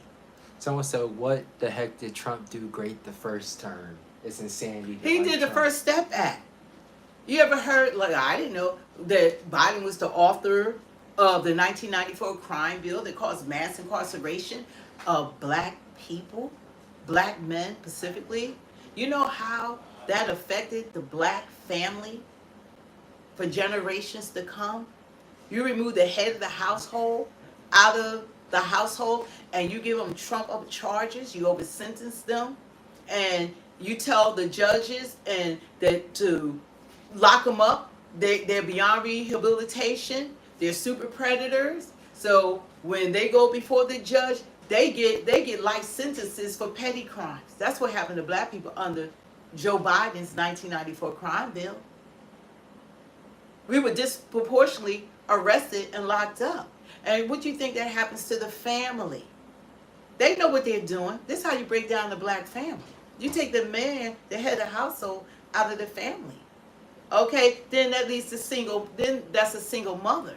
Then the single mother has to work maybe 1 or 2 jobs to hold down the family, right? She's working. So what are the kids doing? Because she can't pay for sitters because she's not making enough money. So where are the children at? The children are left to the streets. The streets become their family because they want the wealth they see their friends with. They want their friends got on the Kobe's and they're wearing the jewelry and the Jordans and the LeBrons. They want that. So then they become thieves. Then they go and say, you can make this fast money. You ever heard of fast money? Where does that lead? Where does that lead? You could sell these drugs. Oh, they brought drugs in our communities too during that time. They don't have their father as a role model, and they start becoming. They don't have the fathers as a role model. So now they get caught up in the system because they go before a judge and judge say, "Oh, you're only 20 years old. We can get 40 years of slavery out of that Black young man. He ain't never gonna see the day of light. No rehabilitation in prison. Overcharge, over sentence, and they can't afford a real lawyer. So that public defender don't care about that Black young life. He like, you need to take a deal." They like, well, I didn't do it, but you need to take a deal because they talking about giving you 30 years. So they said 15 years, but I didn't do it. And you know what happens to them? When they're in prison, they're raped. They're worried about the non-citizens that have committed all sorts of heinous crimes. All these Democrats, let us go in there like Padilla. Let's see what's going on there. Go see about American prisons. What is it? You're not going to have media there? Go see about the rapes and the assaults that happens in American prisons. What they have rights to. They're already paying their price for crime. Why don't you see about the rapes that are going on? Why is that allowed? Rape is rape. Where's the protection for those in prison? Why aren't the people committing these heinous crimes in these American prisons, why aren't they held responsible? And then when you join prison, you gotta join a gang too, because there's gangs in prisons. And if you don't join a gang, then you're out of luck. You're gonna have a harder time in prison. Why don't they go see about American prisoners? Why isn't that a concern about the men and women, because they have women prisons too, that are being raped? That's a crime. Last I heard, that's a crime. But they're not concerned about American citizens, because those are citizens in American prisons. But y'all want to run an ICE that's locking up people that have committed crimes since they've been here. Rape, murder, assaults, all sorts of crimes. But those are the ones they want to go find out about. But not about the ones that are here. That all sorts of things are going on in our American prisons that they need to put some of that energy towards. Just spread around that energy. And how about focusing on some of us Americans? Is that too much to ask? It should feel really relieving to have a president now that puts you, an American, first instead of putting illegal immigrants first or some type of agenda. Donald Trump and his administration puts you first. He puts you first. He has put his life at risk for this country and for Americans around the world. So that should feel really just relieving to have a president that's God bless you first. guys. God bless you too. That should feel really relieving. Because Joe Biden, he was sleeping the whole time. He was sleeping. True, thank you, they said. Yeah. But that's why I wish there was also could be more of the middle ground between Republicans and Democrats. It should be you that. versus me. We're Yeah. fighting you. We don't agree with this. There's no middle ground. That's why I like John Fetterman, because he finds the middle ground. The only one. The only one. The only one. Like they supposed to work together for Yeah. our benefit. How about them stop thinking about themselves and work together for our benefit? Yeah. That's even on this chat. We're so divided. Yeah. It's like that divide, no matter what they do. Like everybody holds Trump accountable for everything. But my problem as a Democratic voter that have voted Democrat for Democrat leaders until the last election, that there's no accountability held there. Yeah. And now. And I know a lot of these officials, there's no accountability. And that's what I don't understand. Why don't we hold them accountable? Don't you want our elected leaders working together Yeah. instead of apart? And just look at how some of these Democrats just speak Yes. and talk. They're always cursing. But now Jasmine Crockett saying every Trump voter is mentally ill. Like, come on. Every Trump voter is mentally To ill. the Democrats watching that, do you think that's okay for her to call all of us mentally ill? 80 million? What is it, over 80 But the thing million about people? it, who really, that's the pot calling the kettle black again. Yeah. Because the nonsense that went on the last administration, what they have done to this country, beginning like what country will open up their borders and allow fentanyl, criminals, prisons empty out? Who allow 11, 12 million convicted murderers to come into their country, 2 million gotaways, 15 million convicted rapists, the Taliban cartel, you name it, everything's here now. That's why LA was looking like a third world country. Escape from You LA, know, like the these Weeknd are song. non-citizens doing all of this too. As we watch, as American citizens watch, we're not down with that. We're not down, and then you want us to pay for it. And then you act like you have more rights than we do, like we owe you something. When you came in here and you were provided everything, everything. They should have stayed under the wire. Why would you come in and you're going to come in and fight for ICE to stop federal agents, which you're not going to stop them from doing their jobs? They're going to start arresting people that's not supposed to be arrested even more so. That they're not even after. You're putting yourself in harm's way. You're going to get arrested. Someone said to a person who's been disagreeing with us the whole chat, they said a therapist would need a therapist after talking to you. That's sad.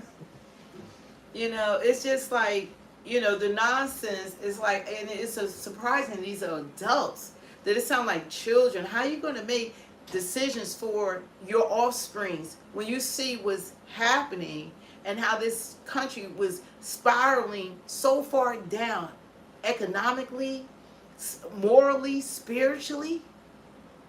The stuff that started going on in the Democratic Party, God is not a part of that. He's not a part of sin. He's not a part of that none. When they start switching, it became the party of LGBTQ. God is not in that. They became the party of transgender. God is the creator. He's not in that. I'm playing Spider-Man.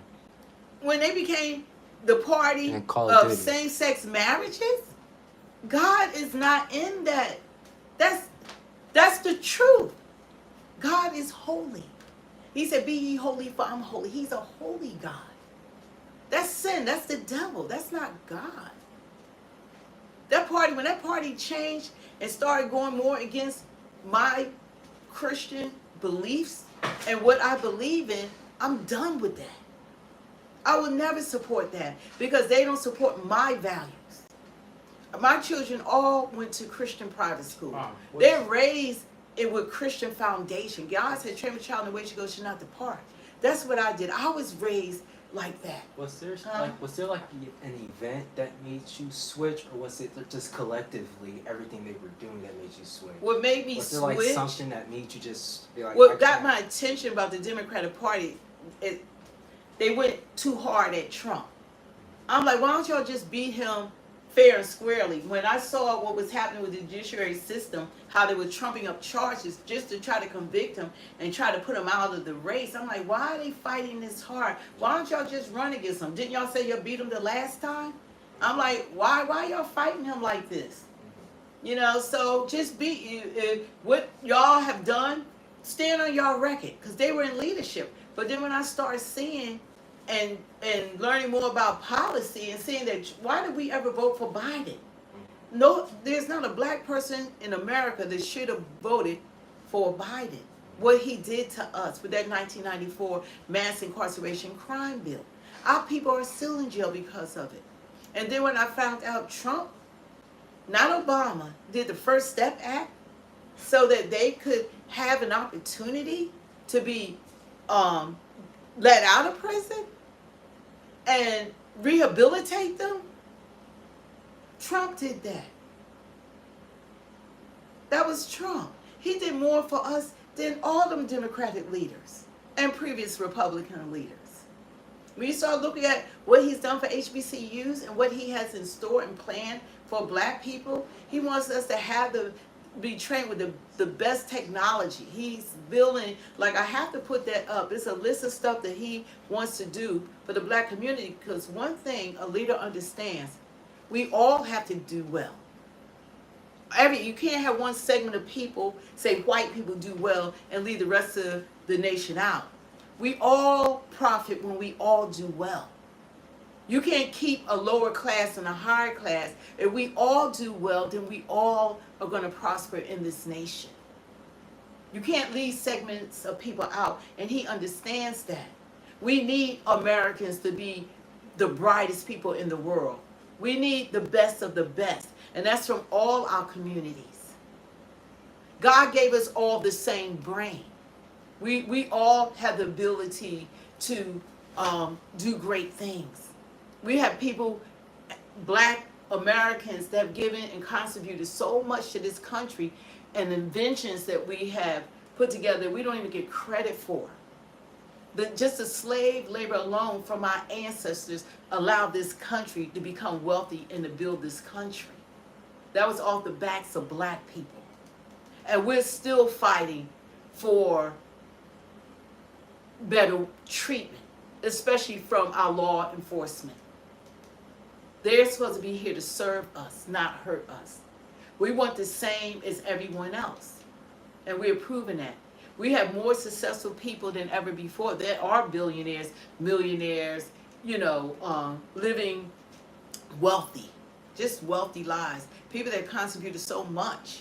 You know, America gets their swag from the black community. Everybody copies our fashion, our swag, how we move, how we talk, our music. They copy everything. That's just pure. Everything that comes from black Americans. You look at all these other country nationalities, they try to dress like us, they try to talk like us, they try to be cool like us, all of that. I can't even tell the difference any longer. That's just pure. So, that's just pure evil that Iran targeted a hospital with. yeah, them targeting our hospital was How low. wicked can you be? But that's a lot of people don't care about human life. To go after the most vulnerable, the people in hospitals, they couldn't run, they couldn't help themselves. So, but you gotta have patience. And Trump is smart. You don't run out there. Oh, let's attack. Let's drop these bombs He said on the them. next 2 weeks he's gonna make a decision. That's what leaders do. You analyze. You don't rush to war. You take the time and you observe. That's a leader. Now they're asking, was Joe Biden in charge of Joe Biden's his presidential run? I think she was. Yeah, she was in charge. She would start sitting in on the cabinet meetings. Jill Biden. I don't know if you want to put that on. But we have a long ways to go. And whenever you make decisions in life, when you become an adult, you need to take your time before you make decisions. That's called wisdom. You take your time. And especially like running into and partake in a war or making war moves, you analyze and you get the intelligence, you see what's going down on the ground, you see how they're making out, and then you act accordingly. That's how that's done. But you know, so I salute Trump for taking his time to observe and not being pushed by anyone, because Ukraine and Russia wants him that he's dealing with that. Now we got Israel and Iran, and you know we're having rumors of wars, like what the Bible has spoken about, and what the Bible currently speaks about. So we're really in those biblical times of the last days. It's knocking at the door. That's a fact. That's an absolute fact. So there's a lot that we have to, be mindful. We can put that on, that we have to be mindful on. And I think that we need to keep up, especially now as Americans, what's going on, not just in our country, but what's going on outside of our country. But America, Bank of America is closed. We have no more money to be given to all these countries. We need money coming into this country.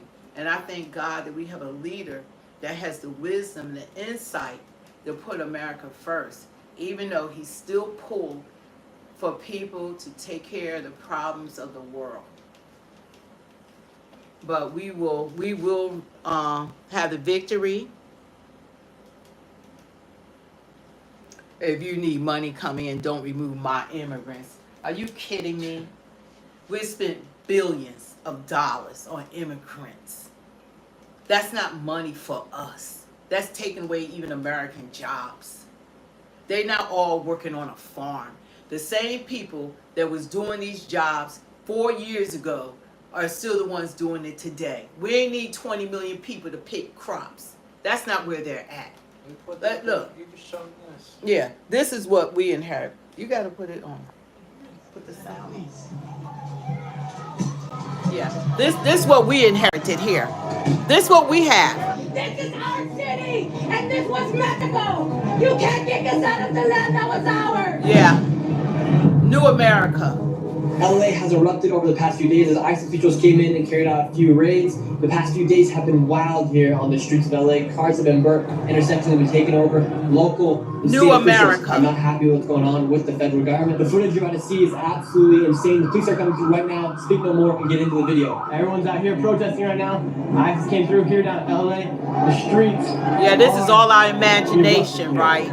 Let's see what's going on. All our imagination is bullshit. The National Guard has been deployed out here into the streets of LA. Thousands of protesters are here on the streets right now. Right here on this federal building, you have words like F-ICE. The revolution starting here.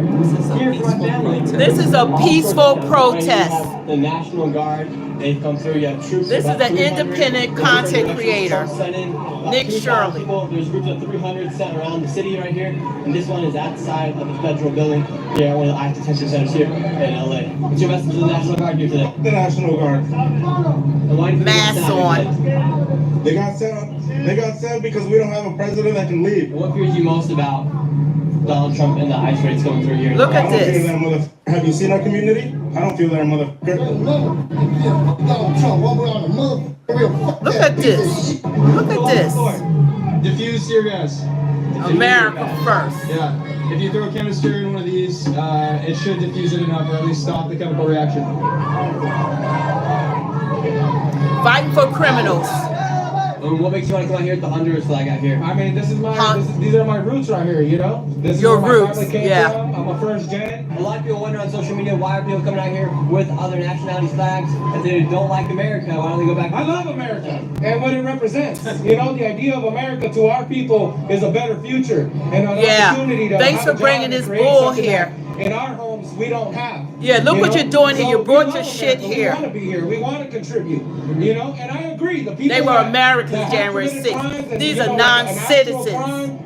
You know, murder, something like that. I can agree with that. You know, I'm not going to be a hypocrite and say, no, keep everybody here. Yeah. But the people who are here, hardworking people. Right now, do you think it's right for them to go after the most dangerous people like they say they're doing? I mean, I don't see nobody here has attacked them. They initiated all of this. We're peacefully protesting. They're the ones that come out with riot shields. We don't even see this right. Be respectful or you'll be banned. The aggressor here, but it ain't us. You! I can't wait to know you! They can't see this right. Take off your badge, big boy! Take off your badge! Look at this. Coward! Take off your badge. Okay. That guy's yelling at the ICE officials for being a coward for wearing masks. Take off your badge. To the police officers in the National Guard right now. They've got a choice. They don't have to do this. That's it. They got a choice. So they not supposed to arrest criminals, Do you think okay? they're acting like as American citizens? No. Do you think they're trying to protect the country or make it a more dangerous place? Oh. What do you mean? Like, this is way, way beyond what it needs to be. Something's about to break out real soon. If these people keep taunting the police officers with all these other flags, all these other words they're saying to these police officers and National Guard, something's about to happen. You guys suck! Prove me wrong! You guys suck! Donald Trump! Fuck you! I can tell you're very upset. Of course we are. Yeah. We feel some burning in the eyes right now. Upon This arrival. their color, yeah. Everybody Forget be about prepared. American We still citizens. fight for the legalization of all and occupied This territories. your fight for This is legalization. indigenous land. They're gonna This was overrule. Mexico. This is our fucking turf. These Now, you know what? This is insanity. So, these people are going to overrule our laws. They're going to overrule our government, and they're not even citizens here. So, they're going to make us. That's what Democrats want. They're going to make United States of America do what they say, right? I got the memo. Eden said yelling isn't violence. This is a peaceful protest. This is a peaceful protest. This is a peaceful. Look at all the respect. Look how they love America. They're going to tell our government that they're not allowed to arrest criminals. Eden, do you not see all this graffiti and what they were doing to the cop car in the beginning of the video? And we're only just a couple minutes in the video. This is not a peaceful protest. This is causing chaos. This is havoc. This isn't peaceful. And they talking about January 6th. Yeah, hey, what about January 11th, 12th, 13th, 14th, 15th, 16th? How many days they been out there? Like 6, 7 days? Non-citizens? At least January 6th, they were Americans. They were Americans. That was one day. They went to jail for that.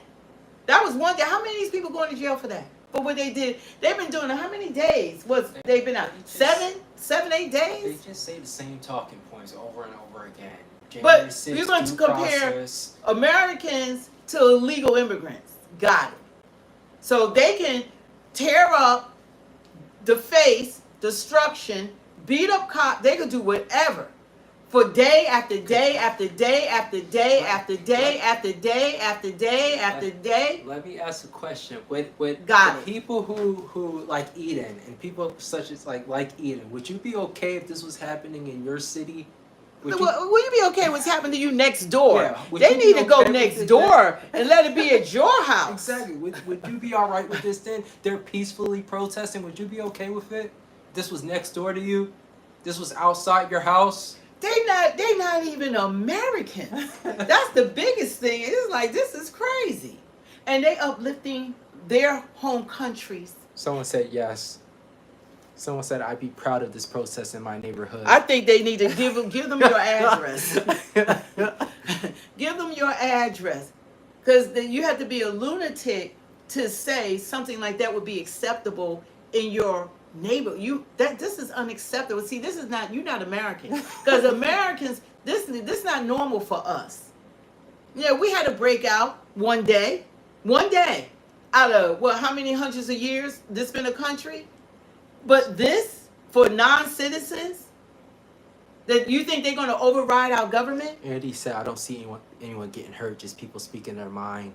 They were beating up people, cops, throwing bricks, fireworks, anybody getting hurt. So people have died in other cities with these protests. I think in Utah, I think somebody got caught something in Chicago. Yeah, New York. Yeah, all this happening. Maybe the mainstream media is not, they're not broadcasting it. I mean, if your family's sad, then, congratulations, but our family's military. So no one here is more American than anyone.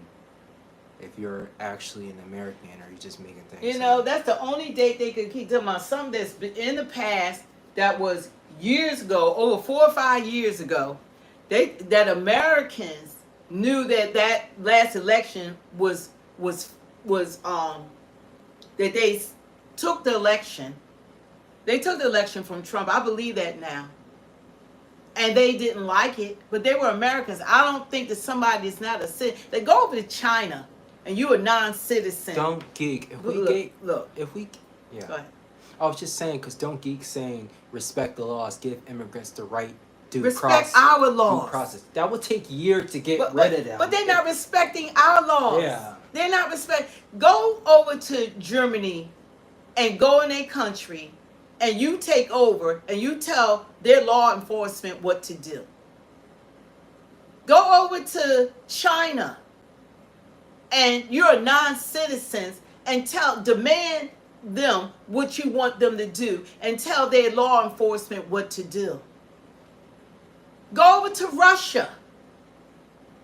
Go across the border over Russia. You go in their country. Tell Putin you're not leaving. Did you want food, shelter, healthcare, money, education? And you tell him, and then you get out in the street and you make your demands, and you tell him what to overthrow his police department.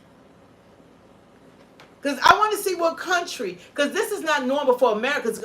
Before the Democratic Party got in office, I would have said, come over to America. Life of sad girl, we have Native American in us, in our blood. I would have said, come over to America.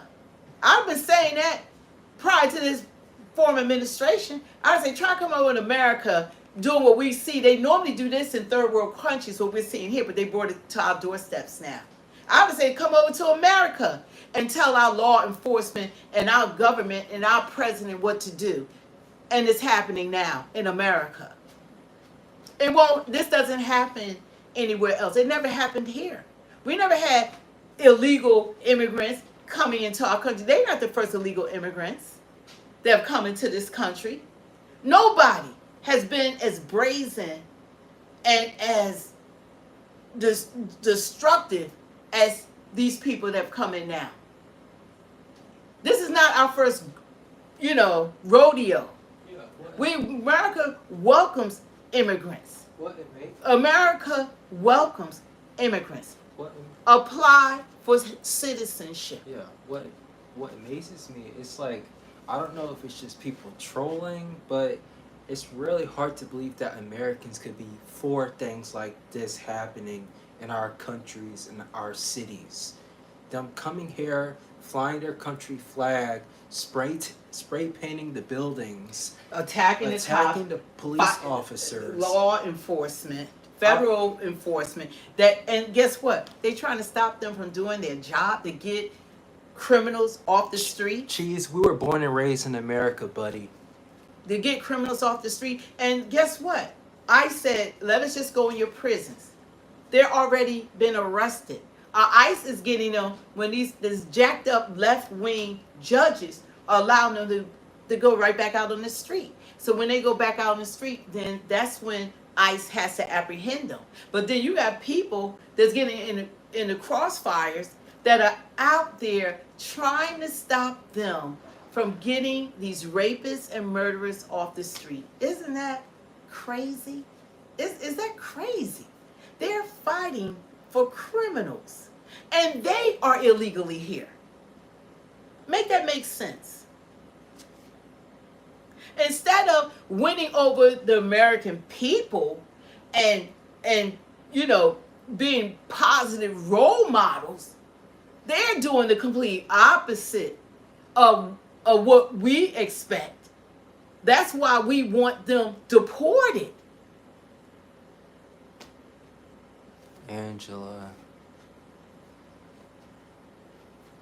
You can see what Angela said.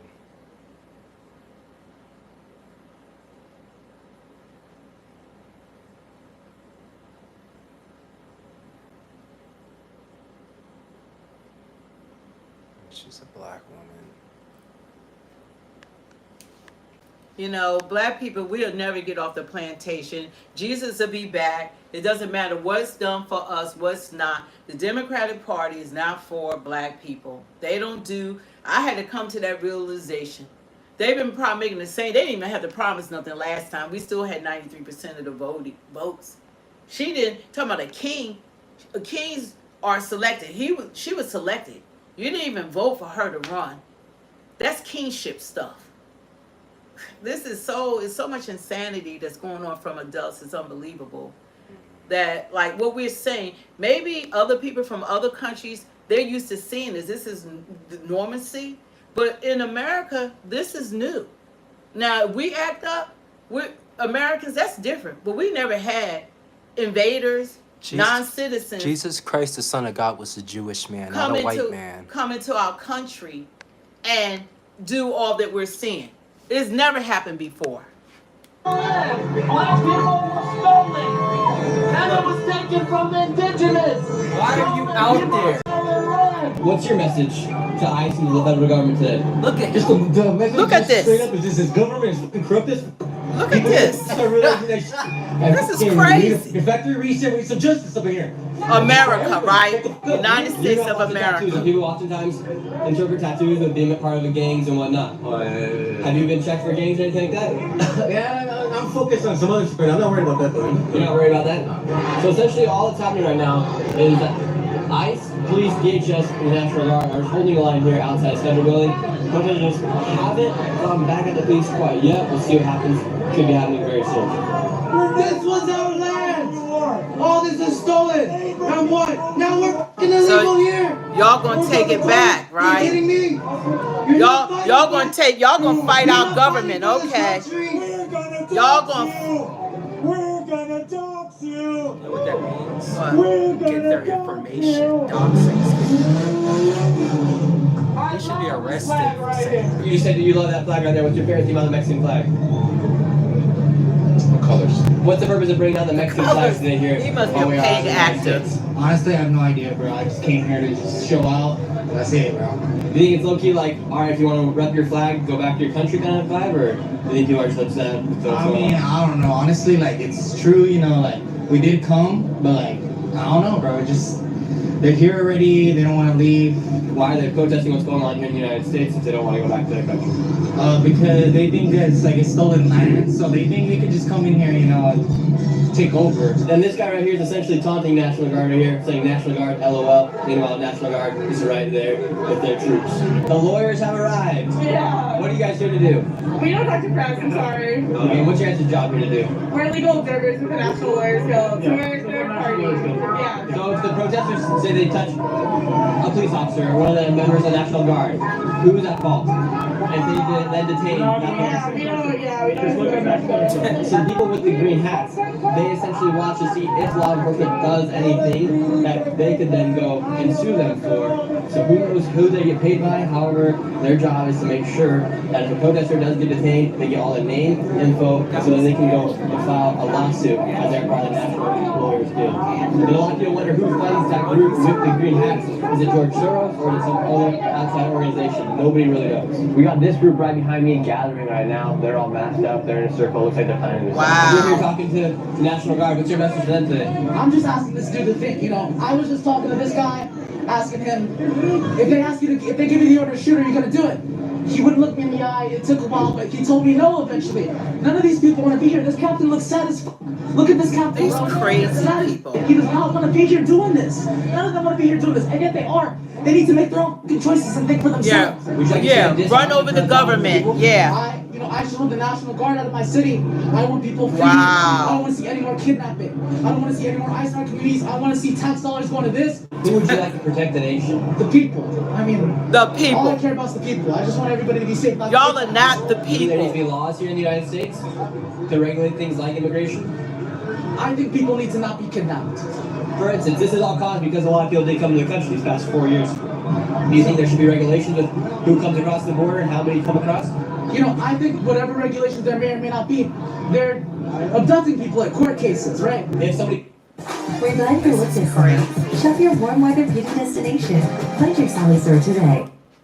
This is the craziest thing that, you know, this is the new America. That's what's coming to the country, and it's unacceptable.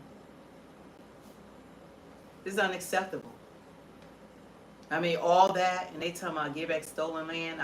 Aren't the Native American indigenous people, that's their land? What they think that we're going to say, oh, here you go? You know, isn't that California is part of one of our 50 states? So what they think we're going to do, what American citizens are going to do? Really? You think you're going to take over our country? You're going to take over our state like it belongs to you? It don't belong to you. It doesn't belong. This is how crazy it's become. This is insanity on another level. America's biggest mistake. I'm just watching this, just in complete disbelief and shock. But America's biggest mistake was voting for Joe Biden. Yeah, the biggest mistake was putting Joe Biden in office because he was a puppet. Ruined the country. And opening up those borders is why we're going through this. Is the opening up those borders. Yeah, Native American land. Yeah, it is. Yeah, no one's disagreeing with that, dude.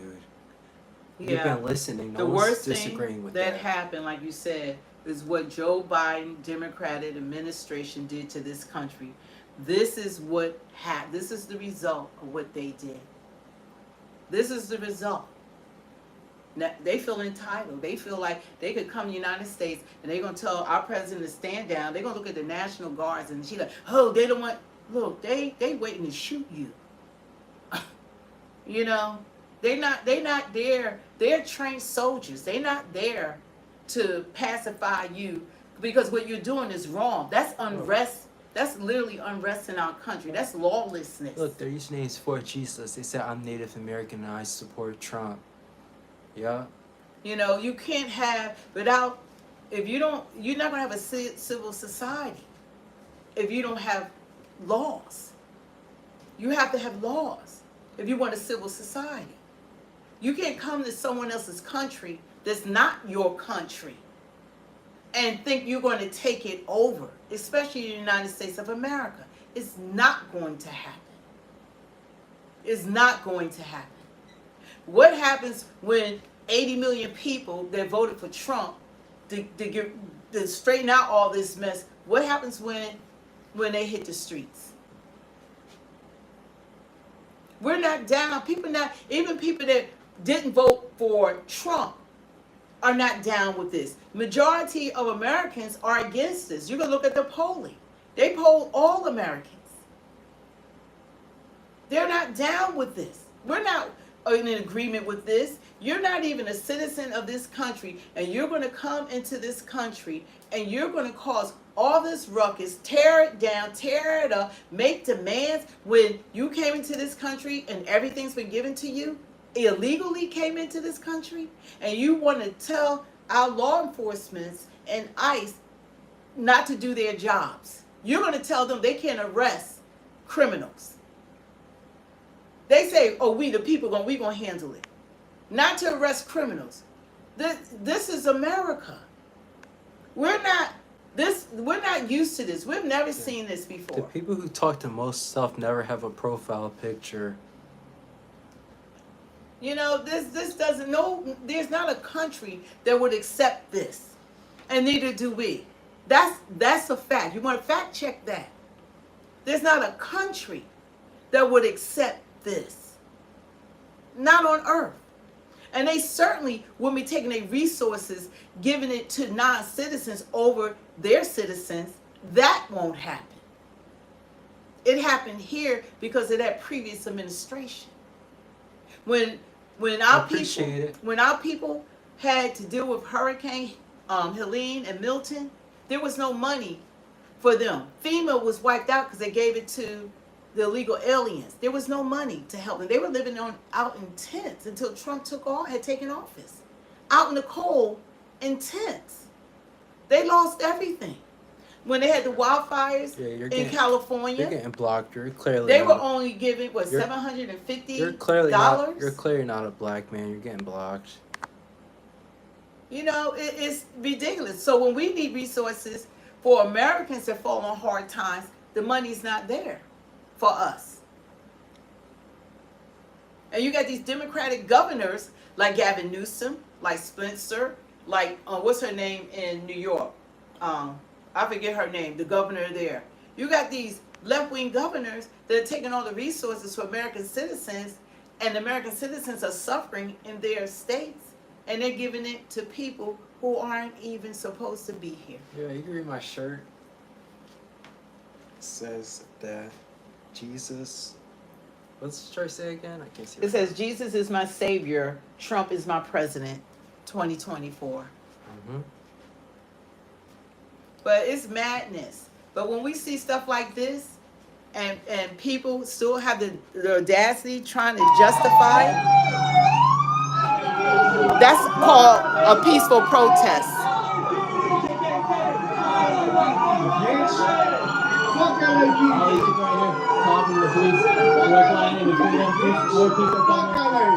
do you guys say? Bro, this is fucking bullshit, bro. They out here hurting innocent people. Fuck you, bitch. The lady with the scarf right here, she was one of the people in that group that I was talking about earlier on in the video. Her and this guy right up here caused all the chaos. Look at this. Civil unrest.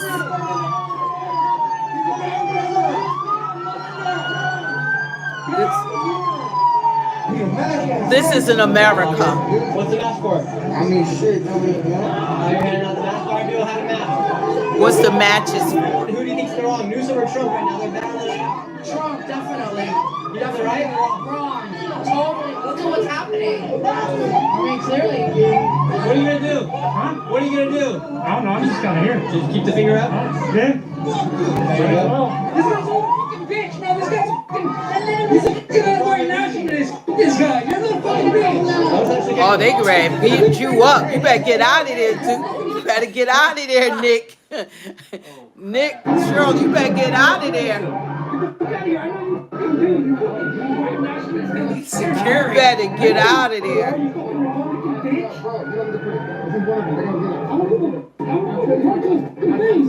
You know what the fuck you do? You know you antagonize people? Oh, you bitch ass up. Get the fuck out of here. Just like the cops. Get the fuck out of here. Wow. He has a right to be there. It's America. He has a right to be there. He has a right to be there. They're going to tell Americans what to do. Look at this. Telling Americans what to do. Always fucking antagonizing right-wing fucking ideology, motherfucker. This is our fucking land, you fucking bitch. Look at him. Get the fuck out of here. Look how he treat Americans. Tell Americans to get out of here. Wow. I'm telling you not to be here, motherfucker. Well, I want to be here. Well, I'm fucking telling you not to be here. Telling Americans to get out of here. No violence. Look at this. Right next to you the whole time. Okay. Do it. That guy's mad for being on here. Meanwhile, I'm just trying to show what's going on here. I'm your personal bodyguard now, motherfucker. Thank you. You little bitch. I didn't do anything to you, sir.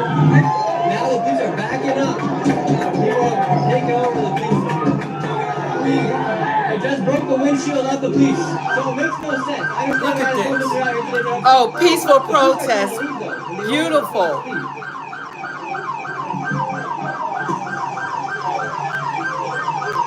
Look at the respect. Look at the respect. Look at this. Look at this. So watch. The police are trying to leave out of here. Police can't even get out. They trying to get out. Look at this. Look at this. Like, see, California said run them over. Hey, go to Florida. Look at this. The police have been overtaken here on the streets. There's about 10 of them down here on the streets, and over 1,000 protesters are throwing waters at the Look police. at this. Now the police are out of shoot. And they didn't need the National Guards. Right. Right. What's the deal? It's crazy out here. Now look. The police, I don't understand. The police are trying to leave, but people won't let them leave. The police. I know that everyone's saying that the police. Yeah, that's but if nice. the police are trying to leave, should they let them leave? Yeah. I understand that these people are upset, but the police are trying to leave. There's about 20 police officers now, but they're not letting them leave. And when they do leave, they're kicking the cars, throwing waters at them. They broke the windshield of one of these police officers. Look at this. And they didn't call in the National Guard. They won't let the police Oh, they were not leave if they're trying to leave. Everyone's going back to the National Guard where the people are being detained right now. So those watching the video right now, am I right or wrong? You better watch out they don't hurt you, dude. Should let them leave versus antagonizing them even more. We're kind of putting the police in a hard situation when they're trying to back out, leave the location, and then you're the one getting back at the police. Look what they've done to this. What should the police Look do? all the Should they be graffiti. Look like what they've that, or should they done. just take the hits? You get hit? You already know, man. Hey, it's for a cause, you know what I'm saying? We out here, bro, as you can, man. You know what I'm saying? We man. Wow, you took that hit right on the chest. Oh, yeah, bro. Just riding my scooter, like, you know what I mean? Just another day and just BAM! Were you hitting the police or did you just get caught in the crossfire? Man, I did something. I ain't gonna lie. Admit it. Shit up, You on film, dude. Hey, this shit comes with a price in the end, you know what I'm saying? Now, But he did something. To the federal building, National Guard's out here, police back on that side, and thousands of people. Streets are full. Now police are shooting. And they ain't need the National Guards. Devil is a liar.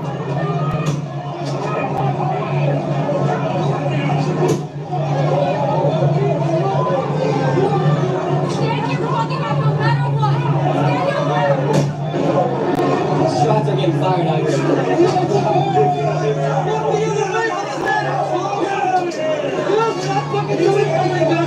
National Guard has now been activated. They've left their spots. They're pushing everybody back.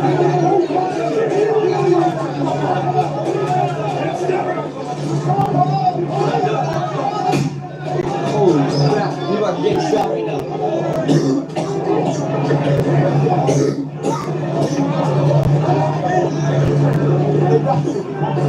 Drop the tear gas.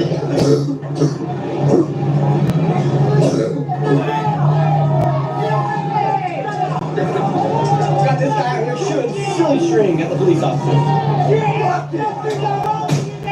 Look at this, America. And they didn't need the National Guards, right?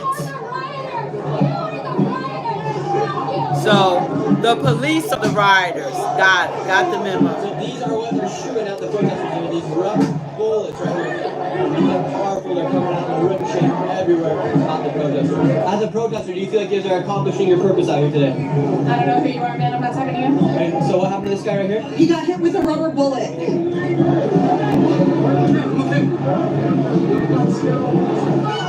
Donald Trump! Donald Trump! Fascism! Let our people free! This is crazy. So y'all just overtook America. Got it. Got it. Got it. See, that's when you give the people everything. Look at this. That's why the fucking tear gas deployed none of those motherfuckers! This is what happens when you give people everything.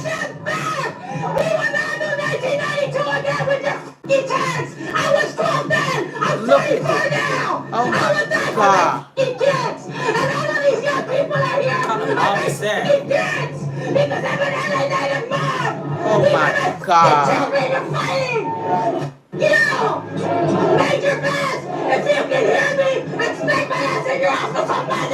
Y'all gonna take over our country. And this was Mexico. You can't kick us out of the land that was ours.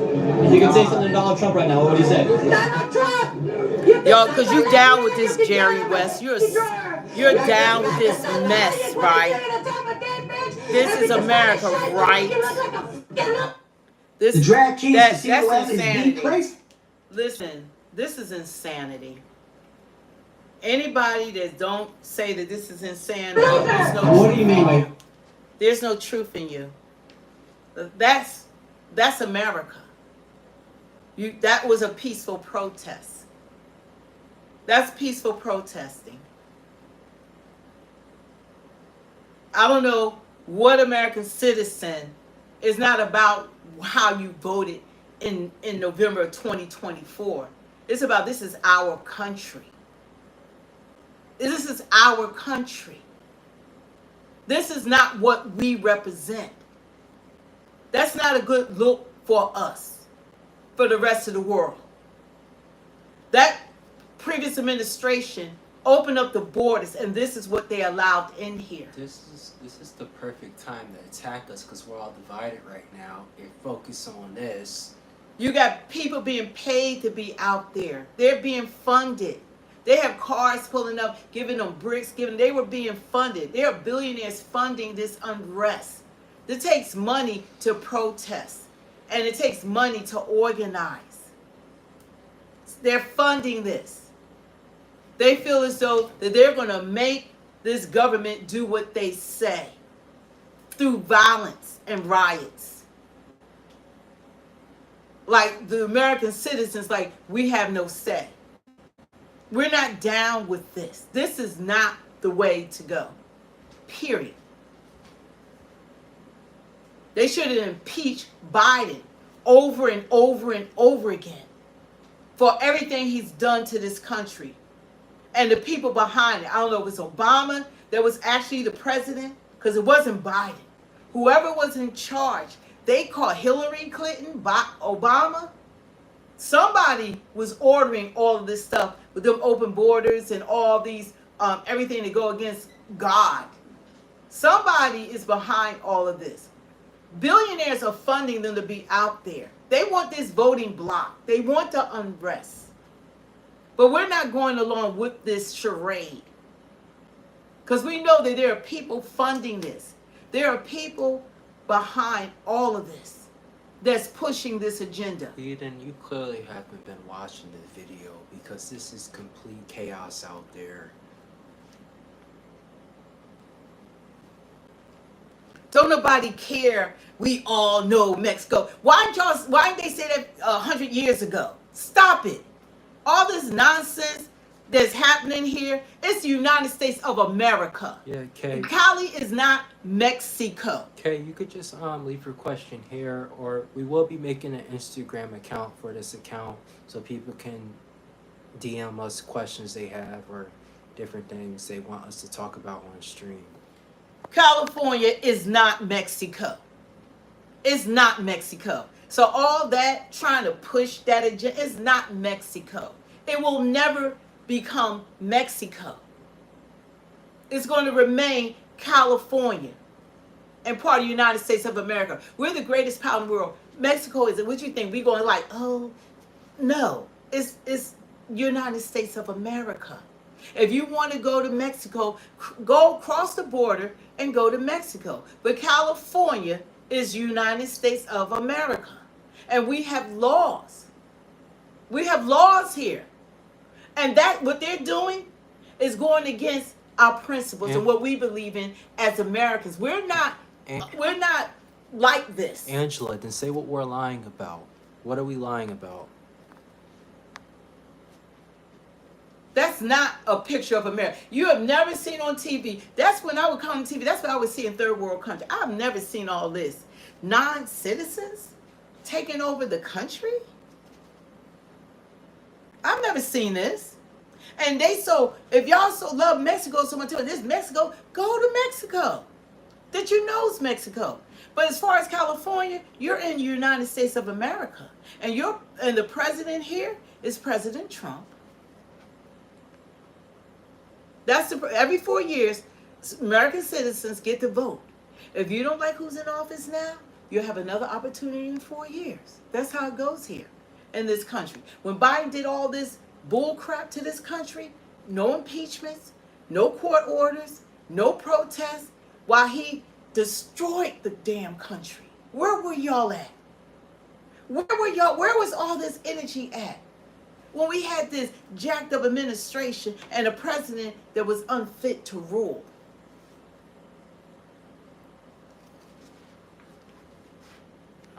Atomic Striker said Mexico sold us Cali a long time ago. A long time ago. And they know that. It's the United States of America. It's not, you want Mexico, you cross the bridge. You talk about Mexico so much, go to Mexico. That's your God-given right. Go back to your country. That's your country. As far as this country, California is the United States of America. And if you didn't get that memo, why are you here?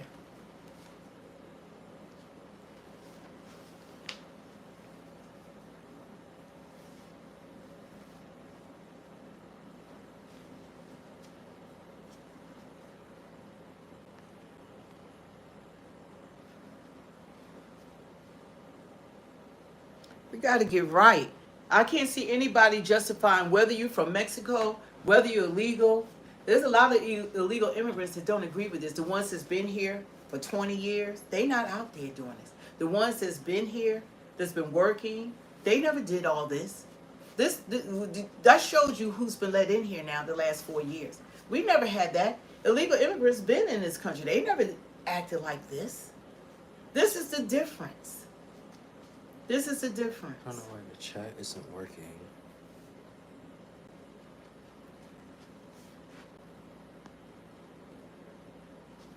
Oh, look on laptop. I don't know why the chat's not working. But yeah, I don't know how people could be okay if you're American, fine with these kind of riots. Oh, the chat's working now, Mom. I don't know how you could be okay with these kind of riots. Like, what if this riot, like I said before, was in your neighborhood? What if this was down the street from you? What if this was next door to you? This is happening in America, the country that some of you will live in. You know, no one should be okay with this unrest, No lies. attacking the police officers, destroying the cars. No one should be okay with this happening in America. Huh. Like, people want people to go along with, nobody can justify this. You can't justify this. There's no justification. What American citizen wants stuff like this happening? What did I say? He said even the MLK protests were not violent. No, they weren't. Thank you. Thank you so much. What's their name? Atomic Striker. Thank you. That's well said.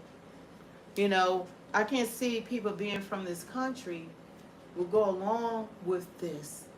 This does not represent us. We suppose America is known for setting an example for the rest of the world. This is not what we do. We're supposed to be the leaders of the world, not the followers of the world. This is not how we behave. This doesn't represent who we are as a nation. And we're not going to allow people to come into our country and think that they're going to overrule our law. Laws are in every country. Alfredo, look up the First Step Act and the money that Trump has given the HBCUs. You know, you don't have to keep defending it. Everybody wants you to stay on that plantation, do nothing for us, keep us suppressed, no anti-hate crime bill for black people, the same old 9 yards, just as suppression. And the former president he was the author of mass incarceration of black people. The freaking damn person that most of us black people supported and voted for. That's because, like my mom just said, T-Wade, the dragon, black people are lost. Of course there's black people out there protesting because we're still lost as we always have been. You don't see that many of us. We're not marching. Yeah. Black people have been sitting this out. We've been standing down. Of black people no, we're not. We've been standing down. You don't see black people having been in these protests. We've been sitting this one out. Go on every YouTube, TikTok, and they're telling you, black people, we're not getting involved in this mess. We don't believe in this. We're not involved in this. You'll see the token few. You always got your token few. But the mass majority of us are not out there. And the ones that voted for the Democrats, we're not out there. We're not out there. You'll have ones here and there that just want to see what's going on. But they're not out. We're not leading the way. We usually be out there marching. Oh, yeah. Let us march for everybody else except for ourselves. We're not out there. No. We're not down. We go out there, they would have been shooting, they would have been shooting black people. We don't have the same protections as they do in these sanctuary cities. We don't have the same privilege. Yeah, we don't have that privilege.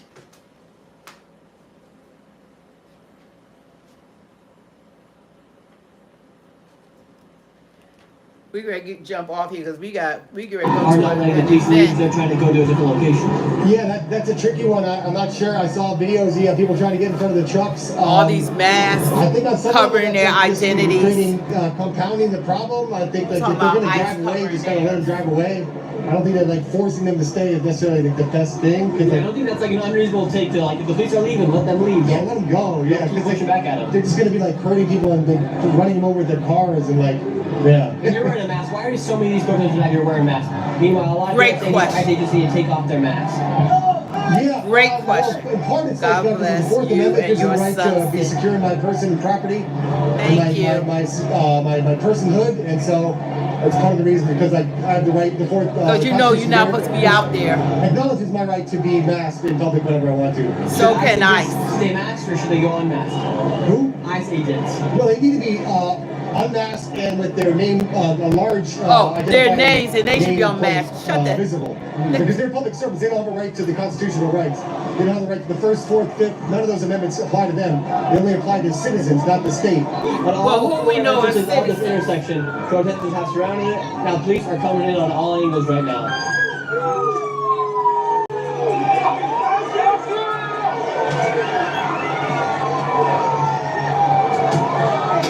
Look at this. Look at this. Look at this. Look at this. Look at this.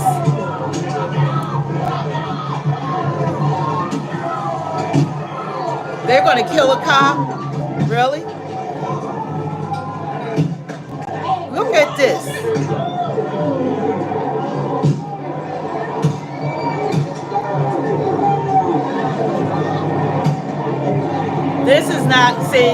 This is not what we do here in America. Look at this. They're throwing bricks at the police. They were throwing bricks at the police officers, shattering the back of the police officer's car. Now they're taking open fire here in the streets.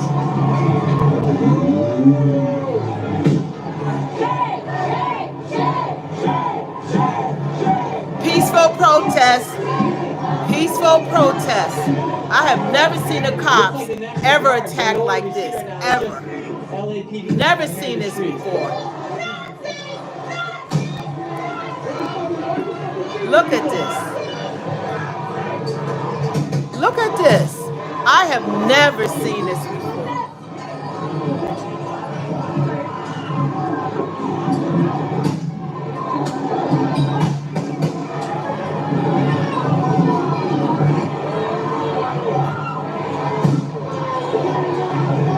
Look at this.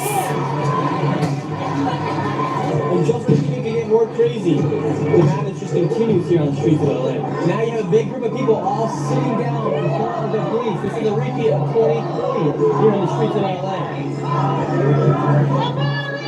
And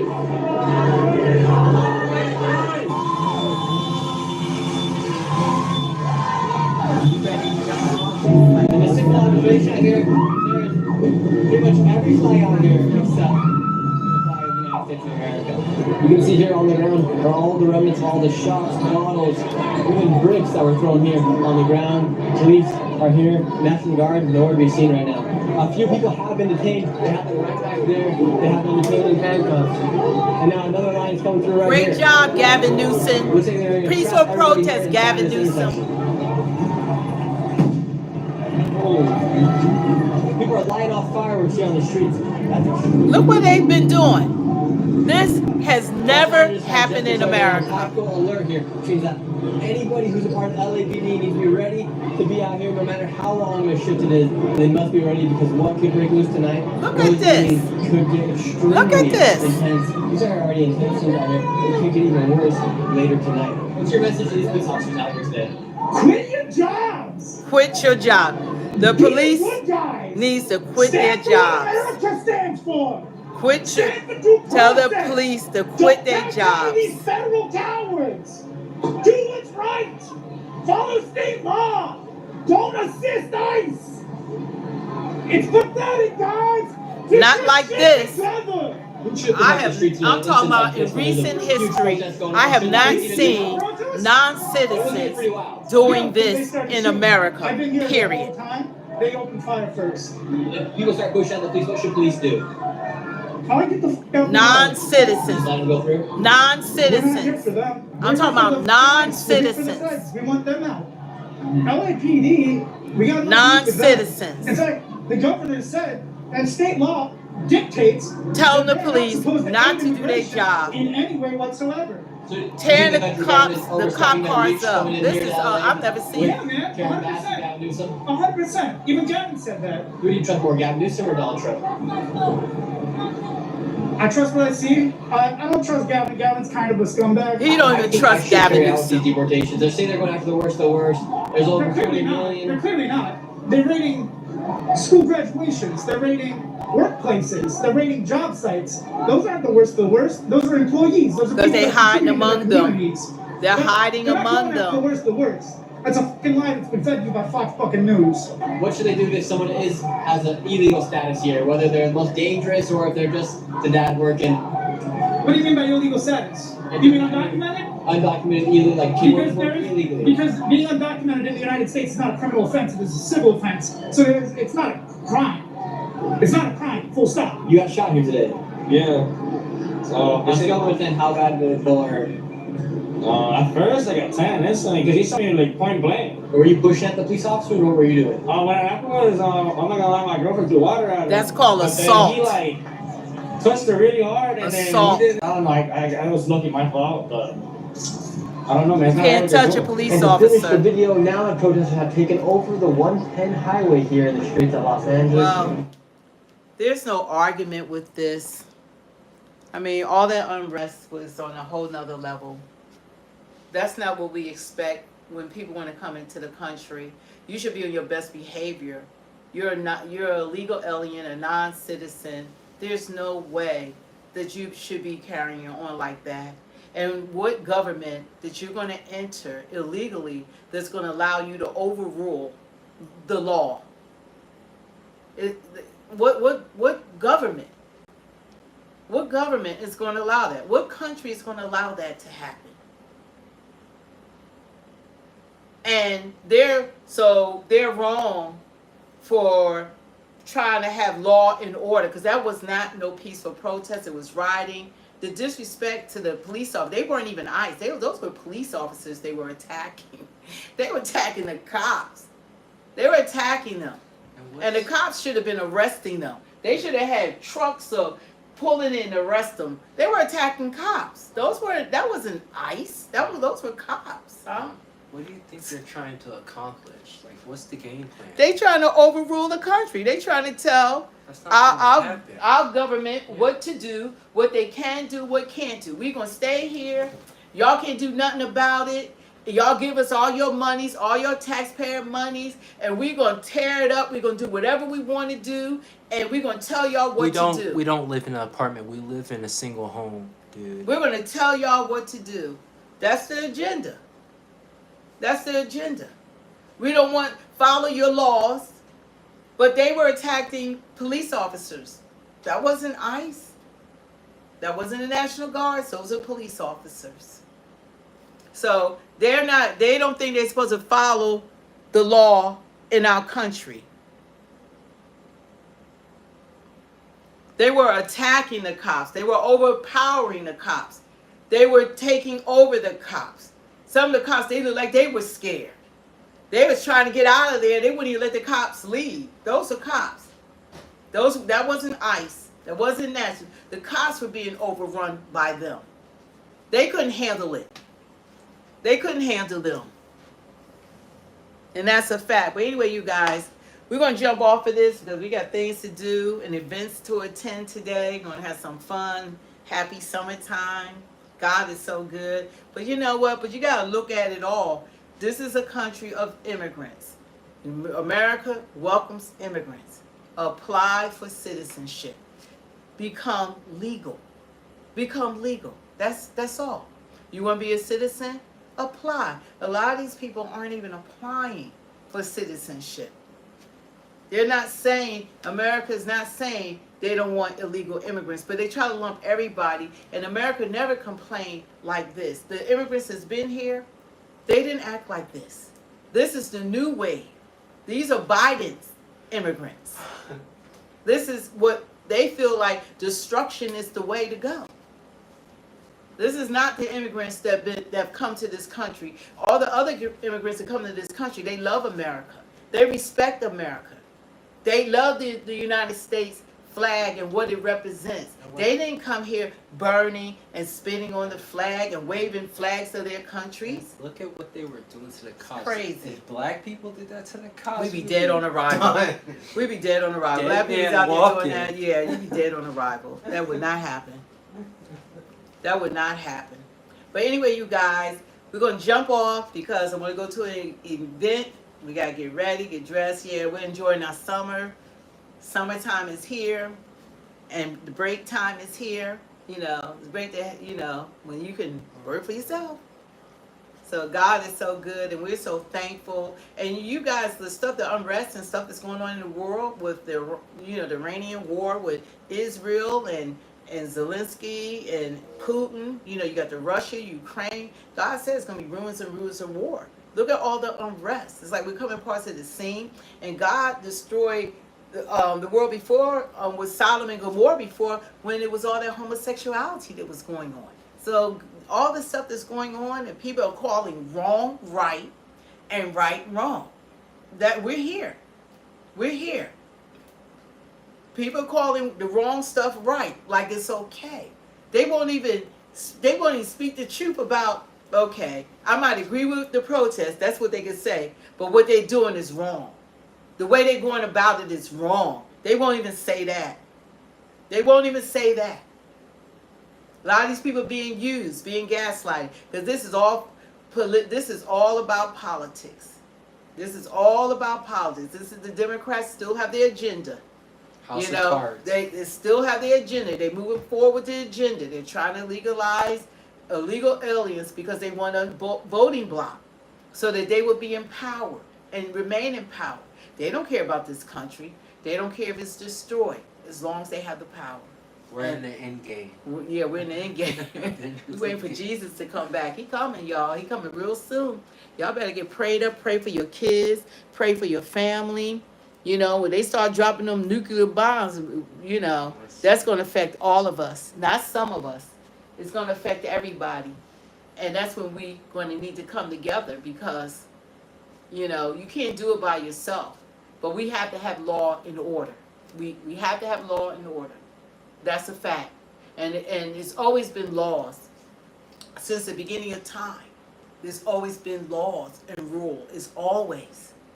And you have to have it. You see, this is an example of lawlessness. They don't want to follow the laws. They want to overthrow the law, overthrow the government. They so brazen. This is Mexico. You're in the United States illegally. Say you want to be a citizen, and you talking about this is another country's land. It's no longer that country's land. If you're in California, it's the United States of America. Period. Period. And you have to follow. You're not doing this in Mexico. You came over here to do this. And we're supposed to tolerate it, right? This is not going to win American people over. All of this yelling and hate and nastiness when people don't agree with you. Pushing that soldier. Yeah, people, they pushing and hitting. People don't agree with you. Look what they doing. People don't agree. Look at this.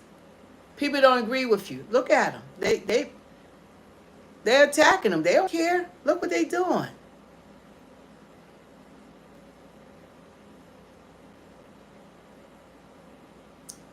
That's the FBI. FBI. That's the FBI. FBI. You know, people are going to be on, see, they go along with, the only people go along with this are people that don't belong here. The only people that justify this are people that don't believe in United States of America. Because they're used to this. This is not us. People say, we're supposed to set the example for the world. This is not United States of America. And people would say they would be happy if it was right outside your house. Yeah, right. They're used to it. They come from countries. This is what they're accustomed to this. They brought it here. This is what the new people brought here. That's what happened. Because they should say, you know what? I didn't come here the right way, but I'm applying for my citizenship. I don't agree with this. I came to America because I want a better life. I like America and what American can do for my family, for our future. This is not what they're saying, and this is not what they're demonstrating. This is not it.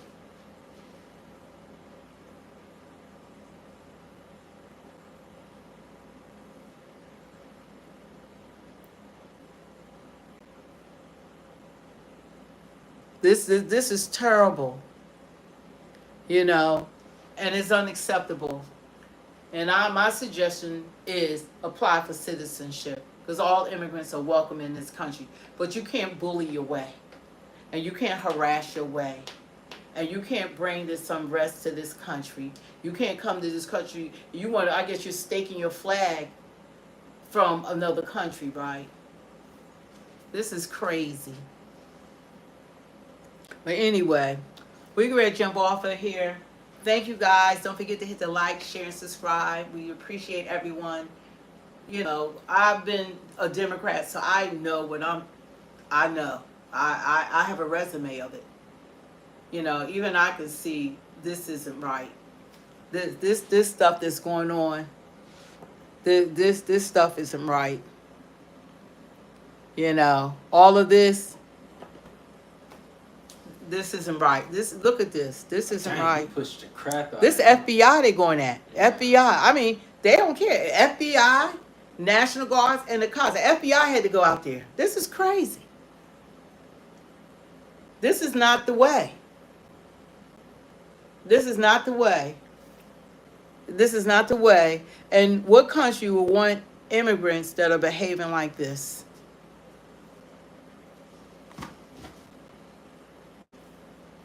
You know, look at this. They were tearing it up. Trump waited for Gavin Newsom 3 days to send in the National Guards, and he did nothing. Sat on his hands. Took him 5 days to do a curfew for all of this. While they attacked, look at it. While they did all this, they had like 8-9 days of destruction, and they did nothing about it. The leaders of California, Governor Newsom and Mayor Bass, they did nothing. And Trump, after seeing, he said, this is enough. Enough is enough. Enough is enough. Enough is enough. So, Anyway, you guys, we're going to jump off. I know we got almost 500 people on here, but we have to go. We'll probably be back later on because we do want to do something about the NAACP not inviting Trump after 116 years.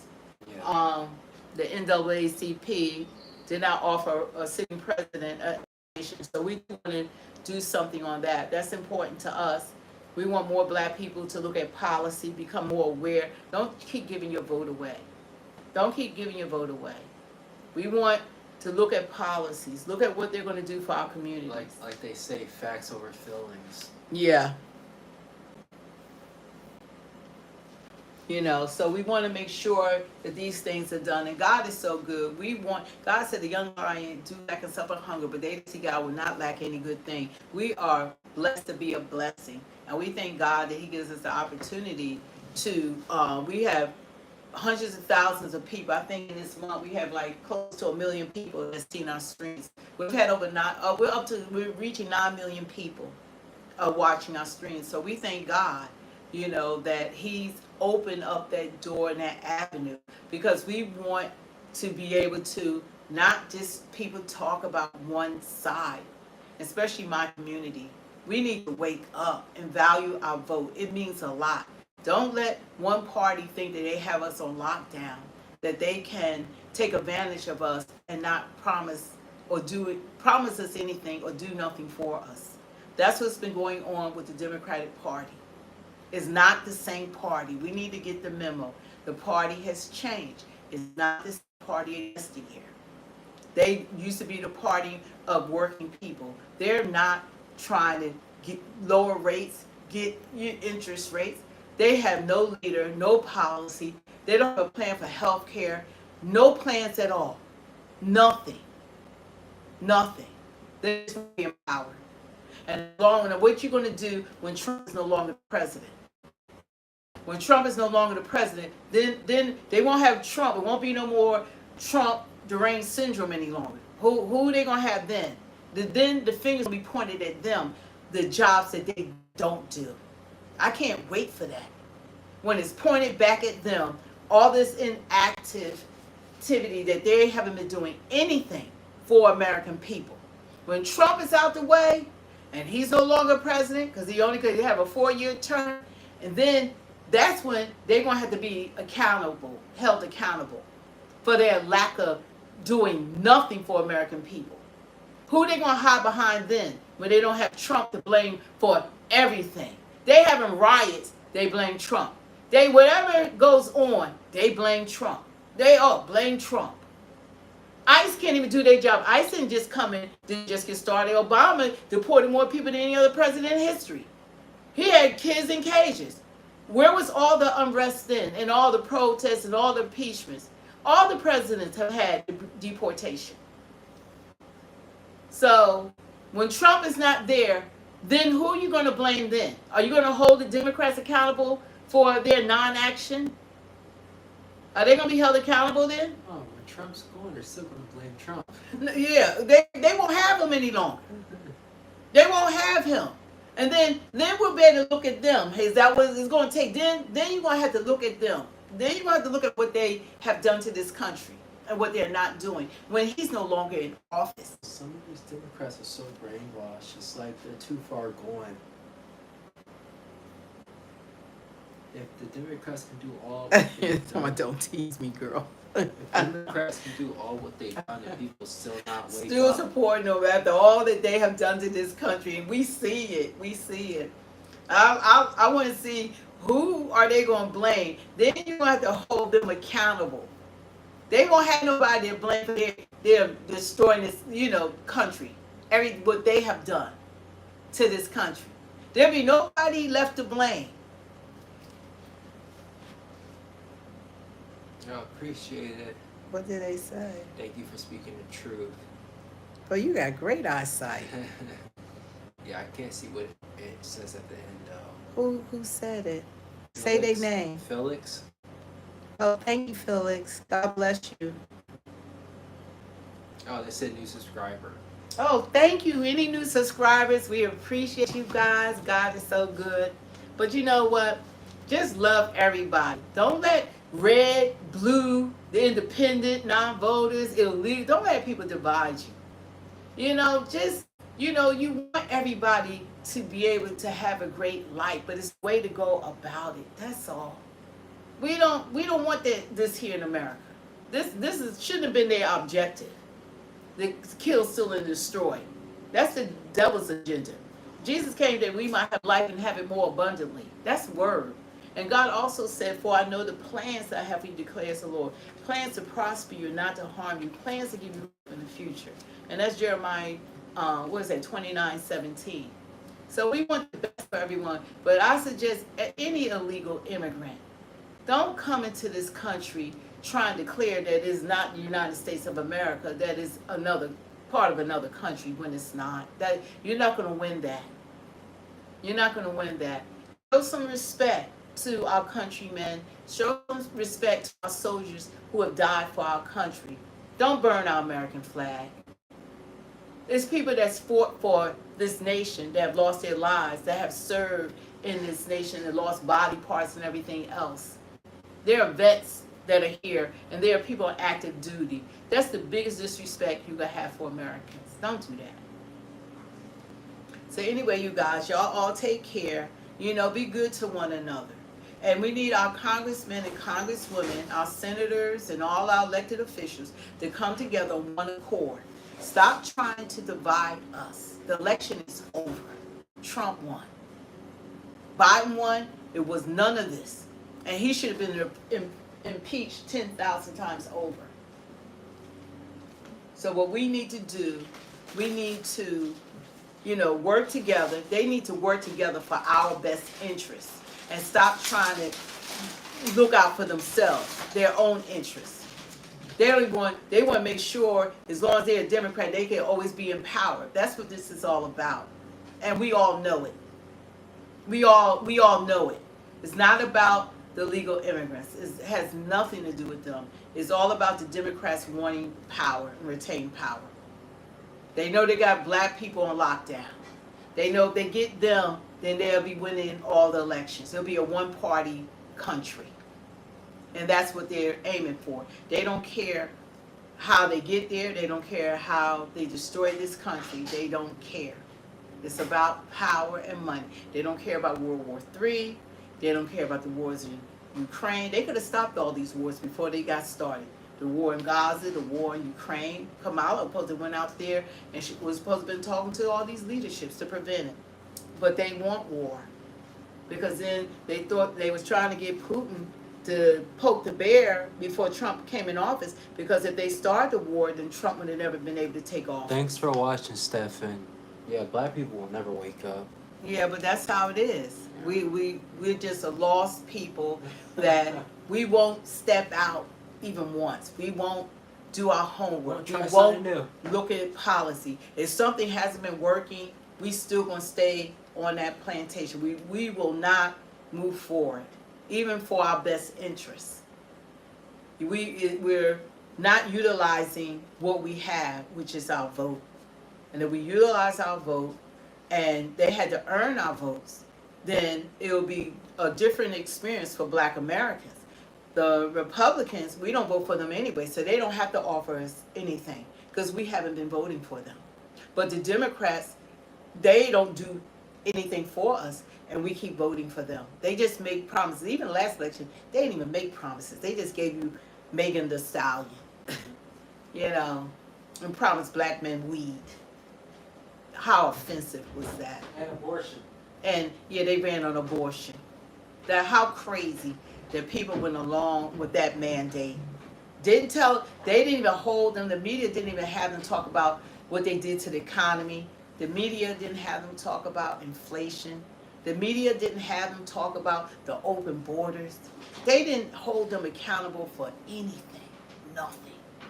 Nothing. And Trump got this mess that he's trying to clean up. Inflation, economy, wars, everything. He's trying to stop Iran from having a nuclear bomb that, of course, they want to aim it at America. How about that? He got a lot on his plate. He like, look, they can't have a bomb. They can't have a bomb. And I agree. But anyway, you guys, I'm jumping off. You want to say anything before you get off? Thank you for joining us. God bless you. You guys, y'all can leave a comment. We do like this, you know, the live stream, that's going to, you know, go away. But when you leave the comments after, like, how do you feel about the war between Iran and Israel? What about bombing of the hospitals? What do you feel about illegal immigrants, the ones that came in the last 4 years? You know, why are they different than the ones that's already been here, the ones that have been working on farms?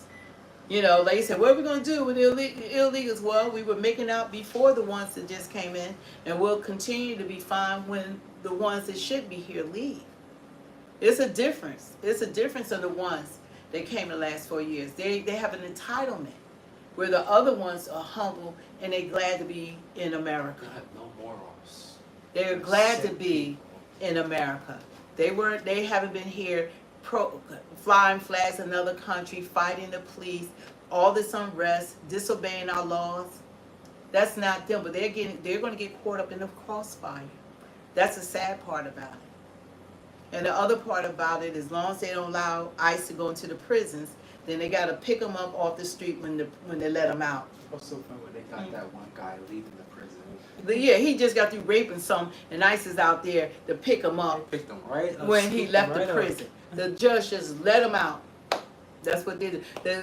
Another guy, he killed some people, and the judge gave him bond. He came back out and went to a house party, and he got his gang, and they killed people. I mean, it is crazy. But that's what's going on. So just pray for them. Pray for the ones that haven't applied for citizenship, that they start the process. Someone who's been trolling the whole stream and watching, so thank you, Eden. But she just said that Trump is why they have nukes today, why Iran has nukes. I think you're getting confused with your president. You mean Biden is the reason. He the one that funded Taliban $40 million cash payment per week that's been going on since 2021. He only been in office for like 4 months, okay?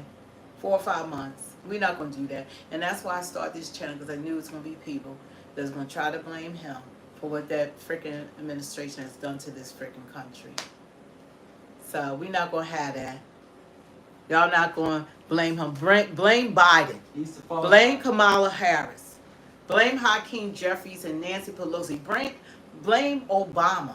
Blame Jasmine Crockett, AOC, and Hillary Clinton. Well, they kind of far down the food chain. But the big dogs is making the decisions is Obama's in there. He's in there. He probably was running this country the last 4 years. Biden. Thank Jill Biden. Yeah. You did such a good job, Joe. Talking like he's a 2-year-old. Yeah, well, you know what? We see what's happening is being displayed for the world to see. So y'all, just like they want us to believe that a man is a woman, that's how these Democrats talk on here. That they don't want us to believe that what's happening, what's being viewed by everyone on every channel, that's not real. Patricia just said, like men are women. Patricia said we're misinformed. We should listen to the Young Turks. Yeah, I used to listen to Young Turks all the time. And Chinks, he be losing his mind now. Yeah. He start turning. He start getting mad at what's her name? Cause she start acting more Republican. Anna start acting more Republican. Oh yeah, we listen all from Roland Martin to Young Turks, all of them. Oh yeah, I was a fan. Rachel Maddow, MSNBC, CNN. Oh yeah, ABC. Oh yeah. It was so funny when Trump won. He was like, "Yeah, guys, it's over. Don't come back. It's Trump won." So it's like people won't come out and they still can't tell you what a woman is, and they want us to believe lies like a guy is a woman.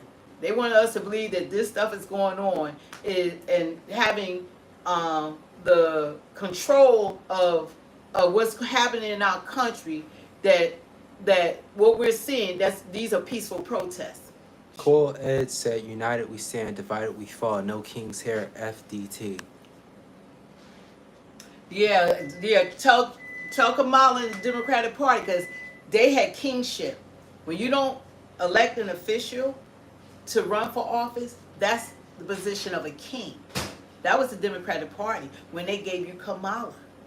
Trump had to win his primary to run for the Republican Party. Kamala was given to you, selected like a king. That's a king. That's king action. That's king action. When that's not democracy. You didn't choose her. She was selected. That's kingship. We're going to be real on here. Trump, at least he won his primary. She didn't have one. Anyway, you guys, it's taking too long. I got to get off. It's almost 4 o'clock. I got an event to go to. God bless y'all. Thank you for subscribing. God is good. And we can agree to disagree. Y'all all stay safe. And like, we have nothing against illegal immigrants or anyone. You know, we love you. That's what they're arresting. You know, but do things the right way. There's a right and wrong way to do things. We're saying do it the right way. Do it the right way. God bless. See you guys.